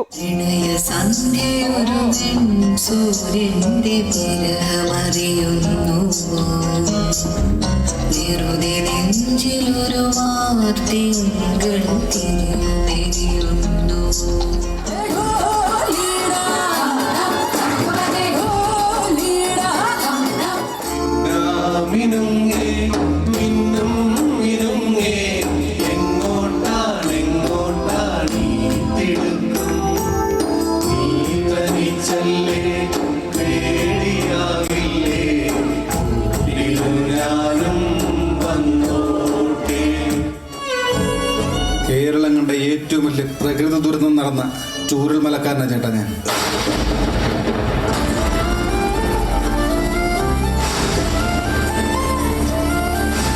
ഞങ്ങളുടെ നാട് ഇങ്ങനൊരു ദുരിതത്തിൽപ്പെട്ടപ്പോൾ ഉറ്റവരെയും ഉടയവരെയും നഷ്ടപ്പെട്ട് എന്ത് ചെയ്യണമെന്നറിയാതെ വിറങ്ങലിച്ച് നിന്നപ്പോൾ ജില്ലകളുടെ അതിർവരമ്പുകളില്ലാതെ ജാതിയോ മതമോ നോക്കാതെ ഞങ്ങൾക്ക് കൈത്താങ്ങായത് നിങ്ങൾ ഓരോരുത്തരുമാണ്.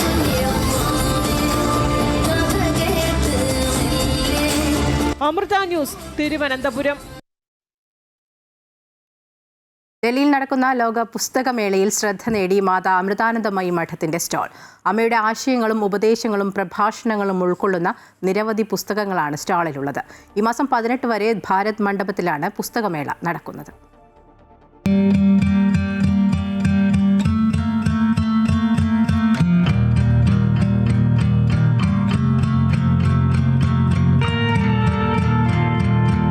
വായനയുടെ വാതായനങ്ങൾ പുതിയ തലമുറയ്ക്ക് കൂടുതൽ പരിചയപ്പെടുത്തുക ലക്ഷ്യമിട്ടാണ് കേന്ദ്ര വിദ്യാഭ്യാസ വകുപ്പ് ഒരാഴ്ച നീണ്ടു നിൽക്കുന്ന ലോക പുസ്തകമേള സംഘടിപ്പിച്ചിരിക്കുന്നത്. 1000-ലധികം പ്രസാധകർ മേളയുടെ ഭാഗമായുണ്ട്. വിദ്യാഭ്യാസ, വൈജ്ഞാനിക മേഖലകളിലെ നിരവധി സ്റ്റാളുകൾക്കൊപ്പം ആത്മീയ മേഖലയിലെ സ്റ്റാളുകളും ഉണ്ട്. ഇതിലേറ്റവും പ്രധാനപ്പെട്ടത് മാതാ അമൃതാനന്ദമയി മഠത്തിന്റെ ഈ സ്റ്റാളാണ്.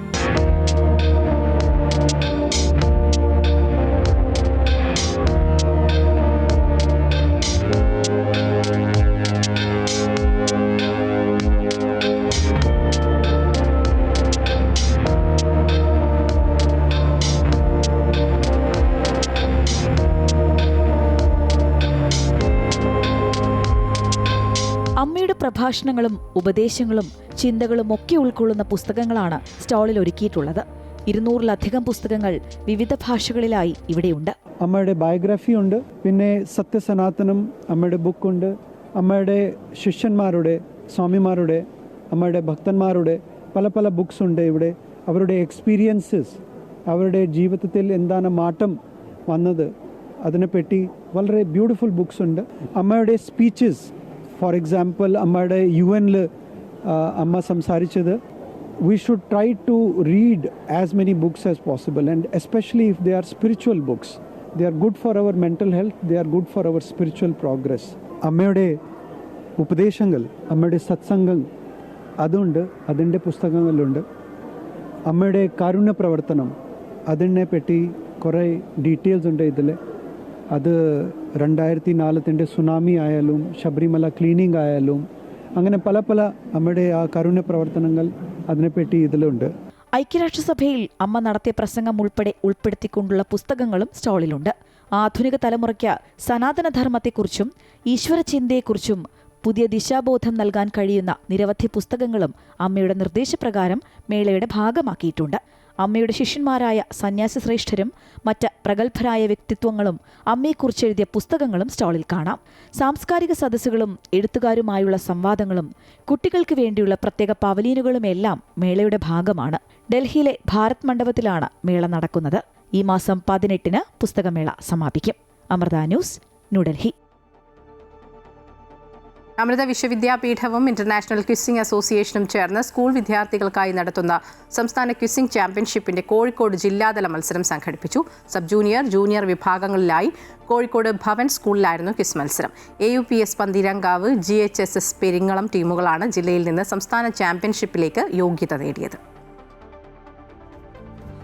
കോഴിക്കോട് ജില്ലയിലെ സ്കൂളുകളിൽ നിന്നുള്ള സമർത്ഥരായ വിദ്യാർത്ഥികളാണ് ക്വിസ് മത്സരത്തിൽ പങ്കെടുത്തത്. യോഗ്യത റൗണ്ടിൽ മികച്ച പ്രകടനം കാഴ്ചവെച്ചായിരുന്നു വിദ്യാർത്ഥികൾ വേദിയിലേക്ക് കയറിയത്.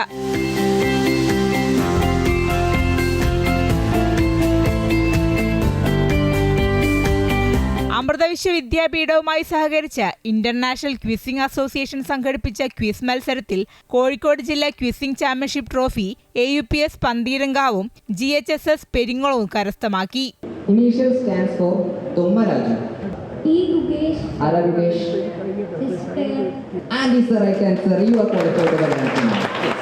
ജില്ലയിലെ 110ഓളം സ്കൂളുകളിൽ നിന്ന് 200-ലധികം വിദ്യാർത്ഥികൾ പങ്കെടുത്ത മത്സരത്തിൽ കോഴിക്കോട് ജില്ലയുടെ സബ് ജൂനിയർ വിഭാഗത്തിൽ AUPS പന്തീരങ്കാവിലെ അച്യുതസ് ഹരി അദാലിയത്തുൽ സുബൈദ ടീമും ജൂനിയർ വിഭാഗത്തിൽ GHSS പെരിങ്ങോളത്തിലെ ഹിരൺ ബി, സൂര്യദേവ് DH ടീമുമാണ് ജേതാക്കളായത്.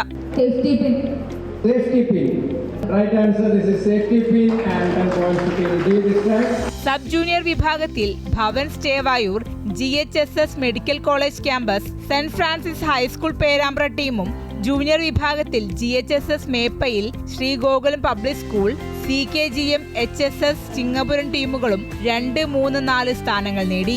കിസ്മാൻ ഓഫ് കേരള സ്നേഹ ശ്രീനിവാസും ദീപകയുമാണ് മത്സരം നിയന്ത്രിച്ചത്. സബ് ജൂനിയർ, ജൂനിയർ വിഭാഗങ്ങളിലെ വിജയികൾക്ക് assistant collector doctor S Mohanapriya IAS 70,000 രൂപയുടെ ക്യാഷ് പ്രൈസും ട്രോഫികളും സമ്മാനിച്ചു. IQA Kerala media head Muhammad Dawood, Bhavan സ്റ്റേവായൂർ vice principal KV Seetha, KSFE Kozhikode chief manager Jojo Thomas എന്നിവർ ചടങ്ങിൽ പങ്കെടുത്തു. അമൃത ന്യൂസ്, കോഴിക്കോട്.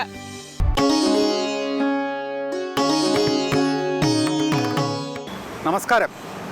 സെൻട്രൽ മാഗസിനിലേക്ക് എല്ലാവർക്കും ഒരിക്കൽ കൂടി സ്വാഗതം. താമസ സൗകര്യത്തിന് ചുറ്റും കുളിർമ നിറഞ്ഞ ഒരു പച്ചപ്പ് എല്ലാവരുടെയും ഒരു സ്വപ്നമാണ്. എന്നാൽ നഗരത്തിലെ പരിമിതി മൂലം, സ്ഥല സൗകര്യത്തിൻ്റെ പരിമിതി മൂലം പലരുടെയും സ്വപ്നത്തിന് ഇത് വിഘാതമാകുന്നു. ആ സ്വപ്നത്തിലേക്ക് ഒരു കുഞ്ഞൻ ജാലകം തുറക്കുകയാണ് ടെറേറിയവും പാലുഡേറിയവും. ചില്ല് ഭരണിക്കുള്ളിൽ ഈ കുഞ്ഞൻ ഉദ്യാനം ഒരുക്കി സ്വന്തം സംരംഭം, അതും അതിമനോഹരമായൊരു സംരംഭം ആരംഭിച്ചിരിക്കുകയാണ് കൊച്ചിയിൽ മെർലിൻ എന്ന വീട്ടമ്മ. അതായത് വേണമെങ്കിൽ ഇനി കുഞ്ഞൻ അരുവികളും ചെറിയ ഉദ്യാനവുമൊക്കെ സ്വന്തം വീടിൻ്റെ സ്വീകരണ മുറിയിലേക്ക് വരും.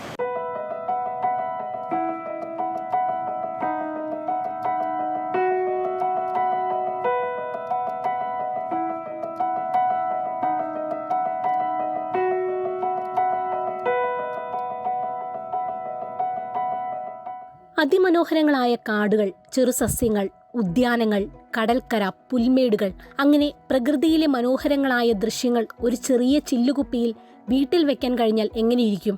എപ്പോഴും അത് കാണാനും പരിചരിക്കാനും ഒക്കെ അവസരം കിട്ടുന്നതിനേക്കാൾ വലിയ സന്തോഷം മറ്റൊന്നുണ്ടാകില്ല.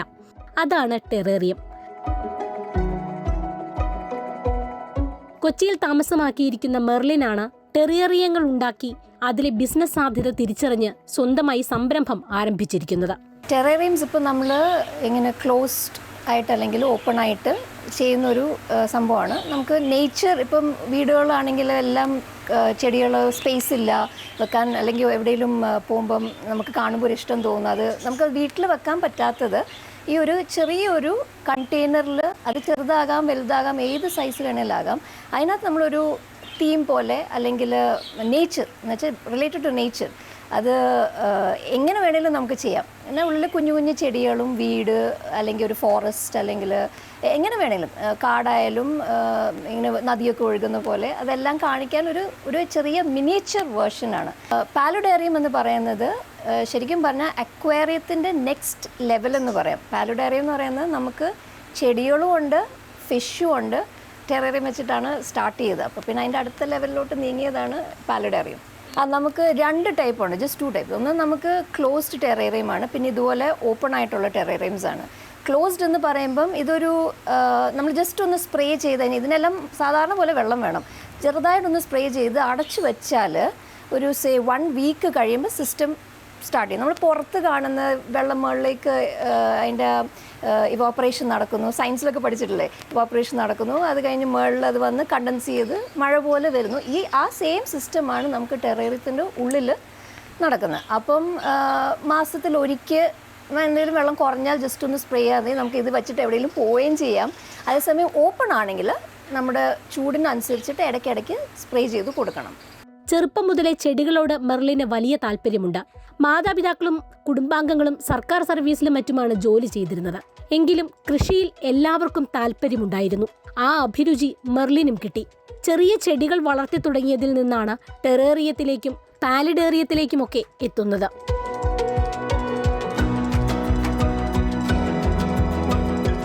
ചില്ലുകൂടാരത്തിൽ വളരുന്ന ചെടികളുടെ ഭംഗിയും അതിനൊപ്പം വസ്തുക്കളും ചേർന്നതാണ് ടെറേറിയത്തെ മനോഹരമാക്കുന്നത്. യൂറോപ്യൻ രാജ്യങ്ങളിൽ കൊടും ശൈത്യകാലത്ത് ചെടികളും മരങ്ങളും മഞ്ഞു മൂടിക്കിടക്കുന്ന സമയത്ത് ആകെ കാണാവുന്ന പച്ച തുരുത്താണിവ. കേരളത്തിലേക്ക് വന്നാൽ നഗരജീവിതത്തിനിടെ ചെറിയ പച്ചപ്പ് കാണാനും ആസ്വദിക്കാനും ടെറേറിയം കൊണ്ട് സാധിക്കുന്നു. 2 തരം ടെറേറിയമാണുള്ളത്. മൂടിയുള്ള ചില്ലുഭരണിയിൽ മുഴുവനായി അടച്ചുവെച്ച് സംരക്ഷിക്കുന്നവ, പാതി തുറന്ന പാത്രത്തിൽ ഒരുക്കുന്നവ. പൂർണ്ണമായും അടച്ചുവെക്കുന്ന ടെറേറിയത്തിനുള്ളിൽ ചൂടും ഈർപ്പവും കൂടുതലാണ്. അതുകൊണ്ട് തന്നെ അവ പരിപാലിക്കുന്നതിനും ചില ബുദ്ധിമുട്ടുകളുണ്ട്. പൂർണ്ണമായി അടച്ച ടെറേറിയത്തിൽ കള്ളിമുൾ ചെടികൾ വളർത്താനാകില്ല. പാതി തുറന്നവയിൽ അധികമായി ഈർപ്പം തങ്ങി നിൽക്കുന്നില്ല. ഇവ കുറെ കൂടി എളുപ്പമാണ്. നമ്മൾ ഗ്ലാസ് ജാർസ് യൂസ് ചെയ്യാം, പ്ലാസ്റ്റിക് യൂസ് ചെയ്യാം, ഭയങ്കര ഒരുപാട് ഹൈ ക്വാളിറ്റി ടൈപ്പും ഉണ്ട്. ഏറ്റവും ലോ ആയിട്ട് നോർമൽ ഒരു പ്ലാസ്റ്റിക് കണ്ടെയ്നറിൽ പോലും നമുക്ക് ചെയ്യാം. നമ്മുടെ ബഡ്ജറ്റ് അനുസരിച്ച് നമുക്ക് ചെയ്യാം. പിന്നെ ഈ പറഞ്ഞ പോലെ ലൈറ്റ് വേണം, അത് ഭയങ്കര ഇമ്പോർട്ടൻ്റ്. ഇത് വെയിലത്ത് വെക്കാൻ പാടില്ല. ഇത് ലൈറ്റ് ഉണ്ടെങ്കിൽ പുറയിൽ കാണുന്ന പോലെ തന്നെ എല്ലാത്തിനും ഓരോ ലൈറ്റ്സ് കൊടുത്ത് നല്ല ഹെൽത്തി ആയിട്ട് ഇത് വളരും. ഉയരത്തിൽ വളരാത്തതും വലിയ ശുശ്രൂഷ വേണ്ടാത്തതുമായ അലങ്കാര ചെടികളാണ് ടെറേറിയത്തിന് അനുയോജ്യം. ഫിറ്റോണിയ, സിങ്കോണിയം, പന്നൽ ചെടികളായ വാങ്കിങ് fern, table fern, Boston fern, succulent ഇനങ്ങളായ aloe, agave, sansevieria, cryptanthus, tillandsia, peperomia, pilea, lucky bamboo, aquarium ചെടികളായ ലിംനോഫില്ല, ലെഡ്വിജിയ, റൊട്ടാല, അലങ്കാര കള്ളിമുൾ ചെടികളായ ഒപ്പൻഷിയ, മാരിലേറിയ, ഫെറോകാക്ടസ്, റിപ്സാലിസ് എന്നിവ ടെറേറിയത്തിൽ വളർത്താം. ടെറേറിയങ്ങൾ ഉണ്ടാക്കുന്നതിൽ വലിയ ശ്രദ്ധ ആവശ്യമാണ്. അവ ഒരുക്കുന്നതിലും ചില പ്രത്യേകതകളുണ്ട്. ചെടികൾ വളരാൻ ആവശ്യമായ നിലമൊരുക്കുന്നതാണ് ആദ്യത്തെ കടമ്പ. നമ്മൾ ഫസ്റ്റ് ലെയർ ശരിക്കും പറഞ്ഞാൽ ഇതിൻ്റെ അടിയിൽ ഒന്നിലേ നമുക്ക് സ്റ്റോൺസ് ഇടാം, അല്ലെങ്കിൽ നമുക്ക് ക്ലേ പെബിൾസ് ഇടാം. ക്ലേ പെബിൾസ് ഇട്ടിട്ട് ഒരു ലെയർ നെറ്റ് എന്തെങ്കിലും ഇട്ടാൽ, കാരണം ഈ പറഞ്ഞ പോലെ ക്ലോസ്ഡ് ആണെങ്കിൽ ഒരുപാട് വെള്ളം ആയാൽ സംഭവം എല്ലാം പോകും. നോർമൽ ചെടിയാണെങ്കിൽ പോലും നമ്മൾ ഇട്ട് കഴിഞ്ഞാൽ അത് ചീഞ്ഞു പോലെ. അപ്പോൾ അത് ആവാതിരിക്കാൻ വേണ്ടി, വെള്ളം ഡ്രെയിൻ ചെയ്യാൻ വേണ്ടി ഏറ്റവും അടിയിൽ ആ ഒരു ഡ്രെയിനേജ് ലെയർ എന്തായാലും വേണം. ഇപ്പോൾ സ്റ്റോൺസ് അല്ലെങ്കിൽ ക്ലേ പെബിൾസ്, അതിന് മുകളിൽ നെറ്റ്. പിന്നെ നമുക്ക് ഈ പറഞ്ഞ ചകിരിച്ചോറില്ലേ, ചകിരിച്ചോറും നല്ല സോയിലും, ഒരുപാട് ഭയങ്കര ഗുണമുള്ള പോട്ടിംഗ് സോയിൽ ഇട്ടാലും പ്രശ്നമൊക്കെയാണ്, ഇത് ഭയങ്കരമായിട്ട് ഗ്രോത്ത് വരും. അപ്പോൾ നോർമൽ സോയിൽ ഇട്ടാൽ മതി. പിന്നെ അതിന് മുകളിൽ ഈ പറഞ്ഞ പോലെ നമ്മൾ ഈ മോസ് ശരിക്കും നമ്മുടെ ഭിത്തിയിലൊക്കെ ഉണ്ടാകുന്ന, അത് സ്ക്രേപ്പ് ചെയ്തിട്ട് ഇങ്ങനെ ബോക്സസിലാക്കിയിട്ട് ഇതാക്കും, കുറച്ച് കൾട്ടിവേറ്റ് ചെയ്തെടുക്കും, പ്രൊപ്പഗേറ്റ് ചെയ്തെടുക്കും. 53 വർഷം പഴക്കമുള്ള ടെറേറിയങ്ങൾ ലോകത്തുണ്ട്. നമ്മൾ പരിപാലിക്കുന്നത് പോലെയാണ് ഓരോ ടെറേറിയത്തിൻ്റെയും ആയുസ്. വെറും അരമണിക്കൂറിനുള്ളിൽ ചെറിയൊരു ടെറേറിയം ഉണ്ടാക്കിയെടുക്കാൻ സാധിക്കും. ഇത് മൂന്നാറിലെ ഒരു നേച്ചർ കാണിക്കാൻ വേണ്ടി വെച്ചപ്പോൾ അപ്പോൾ അതിൽ ഈ പറഞ്ഞ പോലെ എക്സ്ട്രാസ് വരുമ്പോൾ അത് നാച്ചുറൽ അല്ല, വീടൊക്കെ വെക്കുമ്പോൾ അതേ ഉള്ളൂ ആർട്ടിഫിഷ്യലായിട്ട് നമ്മൾ വെക്കുന്നത്. പോണ്ട് ചെയ്യുമ്പം റെസിൻ വെച്ചിട്ടാണ് ചെയ്യുന്നത്. അപ്പോൾ അതിൽ നമുക്ക് വെള്ളം ഒഴിച്ചാലും അതിനൊന്നും പറ്റത്തില്ല. ഈ പറഞ്ഞ ജസ്റ്റ് സ്പ്രേ ചെയ്താൽ അതവിടെ ഇങ്ങനെ ഒരു വാട്ടർ എഫക്റ്റേ ഉള്ളൂ, അത് ശരിക്കുള്ള പോണ്ടല്ല. പാലഡേറിയത്തിൽ നമുക്ക് കുറേ വെറൈറ്റീസ് ഉണ്ട്. ഇപ്പോൾ മീനിൻ്റെ വേസ്റ്റും മീനിൻ്റെ പിന്നെ വെള്ളത്തിൻ്റെ ഒക്കെ ഉള്ള വരുന്ന കാര്യങ്ങൾ ഈ ചെടി വലിച്ചെടുത്തോളും. മുകളിലിങ്ങനെ മിസ്റ്റായിട്ട് നമ്മൾ അതൊരു പുറത്ത് ബാക്കിൽ മലകളൊക്കെ ആയിട്ട് ഒരു മിസ്റ്റും അവിടെയും നമ്മൾ ആ മലയുടെ മുകളിൽ ഒരു സ്റ്റോൺസിൻ്റെ മുകളിൽ നമ്മൾ ചെടി വെക്കും. എന്തായാലും എന്തെങ്കിലും ചെടി ബാക്കിലുണ്ടാവും ഇത് വലിച്ചെടുക്കാൻ വേണ്ടി. പിന്നെ വരുന്നത് ഒരെണ്ണം റെയിൻ ഫോറസ്റ്റിൻ്റെ വെറൈറ്റി ഉണ്ട്. അപ്പോൾ അത് ശരിക്കും നമ്മൾ മഴ പെയ്യുന്ന പോലെ നമുക്ക് കണ്ടുകൊണ്ടിരിക്കാം. ചത്തുപോകാതെ മീനുകളെ സംരക്ഷിക്കുക എന്നതാണ് പാലിഡേറിയത്തിലെ വലിയ വെല്ലുവിളി. ദുബായിലെ സഹോദരന്റെ അടുത്തു നിന്നാണ് മെർലിൻ അക്വാപോണിക്സിന്റെ ബാലപാഠങ്ങൾ പഠിക്കുന്നത്. അത് പാലിഡേറിയത്തിൽ പ്രയോഗിച്ചാണ് വിജയം കണ്ടെത്തിയത്. അവിടെ ദുബായിൽ അത്രയും ചൂടിൽ ചെടിയും മീനും കൂടെ ചെയ്ത് അക്വാപോണിക്സോട് ചെയ്തപ്പം അങ്ങനെ പുള്ളിയുടെ അടുത്തു നിന്നാണ് ഇത് പഠിച്ചത് കംപ്ലീറ്റ്. ഇത് എങ്ങനെയാണ് ഈ സിസ്റ്റം വർക്ക് ചെയ്യുന്നത്, ആ ഒരു സർക്കുലേഷൻ എന്തല്ല. അത് അക്വാപോണിക്സ് വേറെയാണ്, എന്നാലും ഈ സംഭവം റിലേറ്റഡ് ആണ്. മീനിൻ്റെ വേസ്റ്റും കാര്യങ്ങളും അമോണിയ അതൊക്കെ ഭയങ്കര ഡേഞ്ചർ ആയിട്ടുള്ള കാര്യങ്ങൾ വെള്ളത്തിൽ. അപ്പോൾ ഈ അത് സർക്കുലേറ്റ് ചെയ്യണമെങ്കിൽ ചെടി ഉണ്ടെങ്കിൽ നമുക്ക് എഫേർട്ട് കുറയും. മാതാപിതാക്കൾക്കൊപ്പം ബഹ്റിനിലാണ് മെർലിൻ താമസിച്ചിരുന്നത്. അവധിക്കാലത്ത് നാട്ടിലെത്തുമ്പോഴാണ് കൃഷി അടുത്ത് പരിചയപ്പെടുക. കോവിഡ് സമയത്ത് മകളുടെ സ്കൂളിൽ നിന്ന് ടെറേറിയം ഉണ്ടാക്കാൻ ആവശ്യപ്പെട്ടതാണ് മെർലിൻ്റെ ജീവിതത്തിൽ വഴിത്തിരിവായത്. നാട് വെണ്ണിക്കുളവ്. അപ്പോൾ വെണ്ണിക്കുളത്ത് വന്ന് താമസിക്കും. വീടിൻ്റെ അകത്ത് ഇരിക്കില്ല. അപ്പോൾ അവിടെ ഞങ്ങൾക്ക് പശുവും പിന്നെ കുറേ കൃഷി അങ്ങനത്തെ ഒക്കെ അവിടെ നടത്തിക്കൊണ്ടിരിക്കുന്നതുണ്ടായിരുന്നു. അപ്പോൾ ഇതിൻ്റെ പുറകെ എല്ലാം ഞാനിങ്ങനെ നടക്കും. മൂത്ത മോളുടെ സ്കൂളിൽ ഇതുണ്ടായിരുന്നു പ്രോജക്റ്റ് കോവിഡിൻ്റെ ടൈമിൽ. അപ്പോൾ ആ പ്രോജക്റ്റിന് ടെറേറിയം ചെയ്യാൻ പറഞ്ഞപ്പം ഓക്കെ നോക്കാം, ഒരു ട്രയൽ നോക്കാം. അപ്പോൾ അപ്പോഴും പ്രോബ്ലം ഓപ്പൺ ടെറേറിയം ആയിരുന്നു. കുറച്ച് നാൾ നിന്നു. അത് കഴിഞ്ഞ് വീണ്ടും പ്രോബ്ലംസ് സ്റ്റാർട്ട് ചെയ്തു. അത് കരിഞ്ഞു പോകുന്നു. അപ്പോൾ അങ്ങനെ എന്നാൽ ഒന്ന് റിസർച്ച് ചെയ്ത് നോക്കാം. കുറേ പേര് ചെയ്യുന്നത് നോക്കി യൂട്യൂബിലും ഒക്കെ പലതും വായിച്ച് അങ്ങനെയാണ് ഇപ്പോൾ ഒരു സക്സസ്ഫുള്ളായിട്ട് അത് പോകുന്നത്. ടെറേറിയവും പാലിഡേറിയവും നിർമ്മിക്കുന്നതിനും പരിചരിക്കുന്നതിനും നിരവധി വെല്ലുവിളികളുമുണ്ട്. വെള്ളത്തിന്റെ ഗുണമേന്മയാണ് ഇതിൽ ഒന്നാമത്തേത്. പാലിഡേറിയത്തിൽ ഈ പറഞ്ഞ പോലെ ഏറ്റവും നല്ലത് നമ്മൾ കുറച്ച് വെള്ളം ചെടിക്കൊഴിക്കുക, തിരിച്ച് നല്ല വെള്ളം റീപ്ലേസ് ചെയ്യുക. അങ്ങനെ വരുമ്പം വലിയ പ്രശ്നങ്ങൾ വരുന്നില്ല. അതുപോലെ ഇതും നമുക്ക് ടെറേറിയത്തിലും സെയിം പ്രോബ്ലം വരുന്നു. വെള്ളം കൂടാൻ പാടില്ല. പിന്നെ ഈ പറഞ്ഞ പോലെ ഇടയ്ക്ക് നമുക്കൊന്ന് തുറന്നു വെക്കാം. ബന്ധുക്കളും സുഹൃത്തുക്കളും ആവശ്യപ്പെട്ടു തുടങ്ങിയതോടെയാണ് മെർലിൻ ബിസിനസിനെ കുറിച്ച് ചിന്തിച്ചു തുടങ്ങിയത്. ഓരോ വീടുകളിലും പോയി വീട്ടുകാരുടെ ആവശ്യാനുസരണം വലിയ ടെറേറിയങ്ങളും പാലിഡേറിയങ്ങളും ഇപ്പോൾ നിർമ്മിച്ചു നൽകുന്നുണ്ട്. മക്കളും ഇതിനെല്ലാം മെർലിനെ സഹായിക്കുന്നു. ആൾക്കാരുടെ അല്ലെങ്കിൽ കസ്റ്റമേഴ്സിൻ്റെ ഒരു സ്പെസിഫിക്കേഷൻ അനുസരിച്ച് അവരുടെ ലൊക്കേഷനിൽ പോയി അവർക്ക് എത്ര വേണം, അവരുടെ താല്പര്യം, അപ്പോൾ അവിടെ പോയി അവരുടെ മെഷർമെൻറ്റ്സ് എടുത്ത് ഞാൻ തന്നെ ഗ്ലാസ് എടുത്ത് ഞാൻ തന്നെയാണ് ഈ ഗ്ലാസ് എല്ലാം ഒട്ടിച്ച് ഫ്രം സ്ക്രാച്ച്. മൂത്ത ആൾ ഗ്ലാസ് ഒട്ടിക്കാൻ മെക്കാനിക്കലായിട്ടുള്ള കാര്യങ്ങൾ ആൾ ഹെൽപ്പ് ചെയ്യും. രണ്ടാമത്തെ ആൾ ഈ ഫിഷിൻ്റെ ആണ്. ഒക്കെ അത് കറക്റ്റ് അറിയാം. അപ്പോൾ അത് ഡോക്ടറിനെയാണ് വിളിക്കുന്നത് ഫിഷിൻ്റെ കാര്യത്തിൽ. മീനുകളെ സംരക്ഷിക്കുന്നത് ഇളയ മകൾ ഹേബയാണ്. യൂട്യൂബ് നോക്കിയാണ് ഈ മിടുക്കി ഇതെല്ലാം പഠിച്ചത്. ഞാൻ യൂട്യൂബ് വീഡിയോസ് ഒക്കെ കണ്ട് പഠിക്കും. ബ്രീഡ് ചെയ്യും. പിന്നെ വെള്ളം പറ്റിയാൽ ഞാൻ എന്താ ചെയ്യേണ്ടതെന്ന് പറഞ്ഞു കൊടുക്കും. അത് ചിലപ്പോൾ ചാവാൻ പോകുമ്പോൾ ഞാനത് ഐസൊലേറ്റ് ചെയ്യാൻ പറയും, വേറെ ടാങ്കിലേക്ക് മാറ്റാൻ പറയും. സ്വിം ബ്ലാഡർ ഡിസീസ് ഉണ്ടെങ്കിൽ അത് വേറെ ടാങ്കിലേക്ക് ഐസൊലേറ്റ് ചെയ്തിട്ട് മെത്തലീൻ ബ്ലൂ ഇടും. Methylene blue is A medicine. അത് ഹെൽപ്പ് ചെയ്യും ഈ സ്വിം ബ്ലാഡറൊക്കെ കുറയ്ക്കാൻ. ഫുഡ് ഒരു 4-5 ദിവസമൊക്കെ കഴിഞ്ഞിട്ട് കൊടുക്കാൻ പറ്റുള്ളൂ. ബ്രീഡിങ് അത് യൂട്യൂബിൽ നിന്ന് പഠിച്ച. ബ്രീഡിങ് അത് 2 ഗോൾഡ് ഫിഷ് ആണെങ്കിൽ 2 മാറ്റി വെച്ചിട്ട് അത് കുറച്ച് നൂലും പ്ലാന്റ്സൊക്കെ കൊടുത്തിട്ട് അത് മുട്ടയിടും. അത് കഴിഞ്ഞിട്ട് ഒരു 1 hour കഴിഞ്ഞിട്ട് അത് മാറ്റി കഴിഞ്ഞിട്ട് മേലിന് അത് അതിൻ്റെ അകത്ത് ഇടണം. അതും ഒരു 1 മണിക്കൂർ ഇടണം. ടെറേറിയത്തിന് ചെറിയ ഹൗസസും mushrooms, animals, fake plants like ചെറിയ പ്ലാന്റ്സ് ഒക്കെ, പിന്നെ ജ്വല്ലറി മേക്കിംഗ് ചെയ്യും. എയർ ഡ്രൈ ക്ലേ ആണ് ഞാൻ ഉപയോഗിക്കണത്. ടെറേറിയത്തിന് ആവശ്യമായ ചില്ലുപാത്രങ്ങൾ ഒരുക്കാനും മോഡലുകൾ തീരുമാനിക്കാനും കൂടെയുള്ളത് മൂത്ത മകളാണ്. അമ്മ ഗ്ലാസ്സൊക്കെ കൊണ്ടുവരുമ്പോൾ അത് ഞാൻ ഫിക്സ് ചെയ്യാൻ ഹെൽപ്പ് ചെയ്യും. പിന്നെ ഈ ടെറേറിയം വെക്കാനുള്ള ഷെൽഫ്സൊക്കെ അത് അസംബിൾ ചെയ്യാൻ ഹെൽപ്പ് ചെയ്യും. അമ്മ എന്നെ പഠിപ്പിക്കണം. തുറന്നുണ്ട് അതൊരു 5000 റേഞ്ചിലൊക്കെ വരും. നമുക്ക് അതിനേക്കാളും ഈ പറഞ്ഞ പോലെ വലിയ ടാങ്ക്സിൽ നമുക്ക് ടെറേറിയം സെറ്റ് ചെയ്യാം. 10,000 15,000 ഏത് റേഞ്ചിൽ വേണേൽ നമുക്ക് ടെറേറിയംസ് ചെയ്യാം. പാലഡേറിയംസ് ആണെങ്കിൽ അതിനകത്ത് കുറേ പ്ലാന്റ്സ് ആണെങ്കിലും അതിനൊക്കെ എക്സ്പെൻസ് ഇത്തിരി ഉണ്ട്. നമ്മൾ എല്ലാം കുറേ കാര്യങ്ങൾ അതിനകത്ത് ഇടുന്നുണ്ട്. 4,000 തൊട്ട് നമുക്ക് ഇപ്പോൾ ലേറ്റസ്റ്റ് ഒരെണ്ണം ചെയ്ത് ഓൾമോസ്റ്റ് 20-25,000 ഞാൻ പറഞ്ഞത് നല്ല അത്യാവശ്യം നല്ല വലുതായിരുന്നു. അത് ഒരു 44 ഇഞ്ചിൻ്റെ നീളമുള്ള. ഫ്ളാറ്റ് ജീവിതങ്ങൾ വർദ്ധിച്ചതോടെ പച്ചപ്പ് കാണാൻ ആളുകൾക്ക് വലിയ താല്പര്യമാണ്. അതിനായി ടെറേറിയങ്ങൾ തേടി വരുന്നവരുണ്ട്. ആർക്കെങ്കിലും ചെയ്യാൻ ഇൻട്രസ്റ്റ് ഉണ്ടെങ്കിൽ ഒരു ചെറിയ വീട്ടിലുള്ള ചെറിയ പ്ലാസ്റ്റിക് കണ്ടെയ്നർ വെച്ച് ട്രൈ ചെയ്തിട്ട് വലുതിലോട്ട് പോവാം. കാരണം നമ്മൾ അങ്ങനെ ട്രയൽ ആൻഡ് എറർ മെത്തേഡ് വെച്ചിട്ടാണ് ഈ ഒരു ഇതിൽ നമ്മൾ ആദ്യം വലിയ ഇതിലൊക്കെ മേടിച്ച് ചെയ്ത് കഴിയുമ്പം എന്തെങ്കിലും പ്രശ്നം പറ്റിയ പിന്നെ നമുക്ക് ഒരു പ്രയാസമാണ്. പിന്നെ കുറച്ച് ക്രിയേറ്റിവിറ്റിയൊക്കെ നമുക്ക് തന്നെ അത് വരും. ചെയ്ത് വരും നമുക്ക് കുറച്ച് ഐഡിയാസ് തന്നെ വരും. ഇപ്പോൾ ടെറേറിയംസ് ഭയങ്കര ഡിമാൻഡായിട്ട് വരുന്നുണ്ട്. കാരണം അത് നമുക്കിപ്പോൾ ഇപ്പം കുറേ പേര് ഫ്ലാറ്റിൽ താമസിക്കുന്നവരാകുമ്പം ഒരുപാട് ചെടി പറ്റത്തില്ല. പിന്നെ ഈ പറഞ്ഞാൽ ആഗ്രഹം ഉണ്ടാകും വലിയ കാടൊക്കെ പോലെ വെക്കണം എന്നൊക്കെ ആഗ്രഹമുള്ളവർ അത് കാണണമെന്ന് ആഗ്രഹം ഉണ്ടാവും. അപ്പം അങ്ങനെ വരുമ്പോൾ ഇതൊരു ചെറിയ ഫോമിൽ നമ്മൾ വെക്കുകയാണെങ്കിൽ അതൊരു സന്തോഷമാണ്.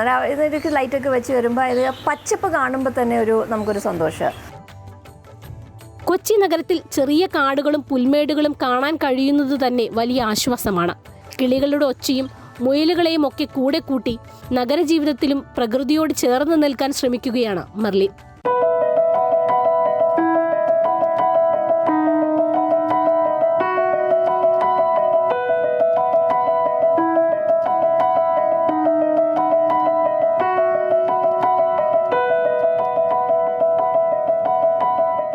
അങ്ങനെ ഈ ആഴ്ചയിലെ സെൻട്രൽ മാഗസിൻ വിശേഷങ്ങൾ ഇവിടെ അവസാനിക്കുകയാണ്. അടുത്ത ആഴ്ച പുതുമയുള്ള കാഴ്ചകളും കൂടുതൽ വിശേഷങ്ങളും വ്യത്യസ്തമാർന്ന അനുഭവങ്ങളുമായി നമുക്ക് വീണ്ടും കാണാം. നന്ദി, നമസ്കാരം.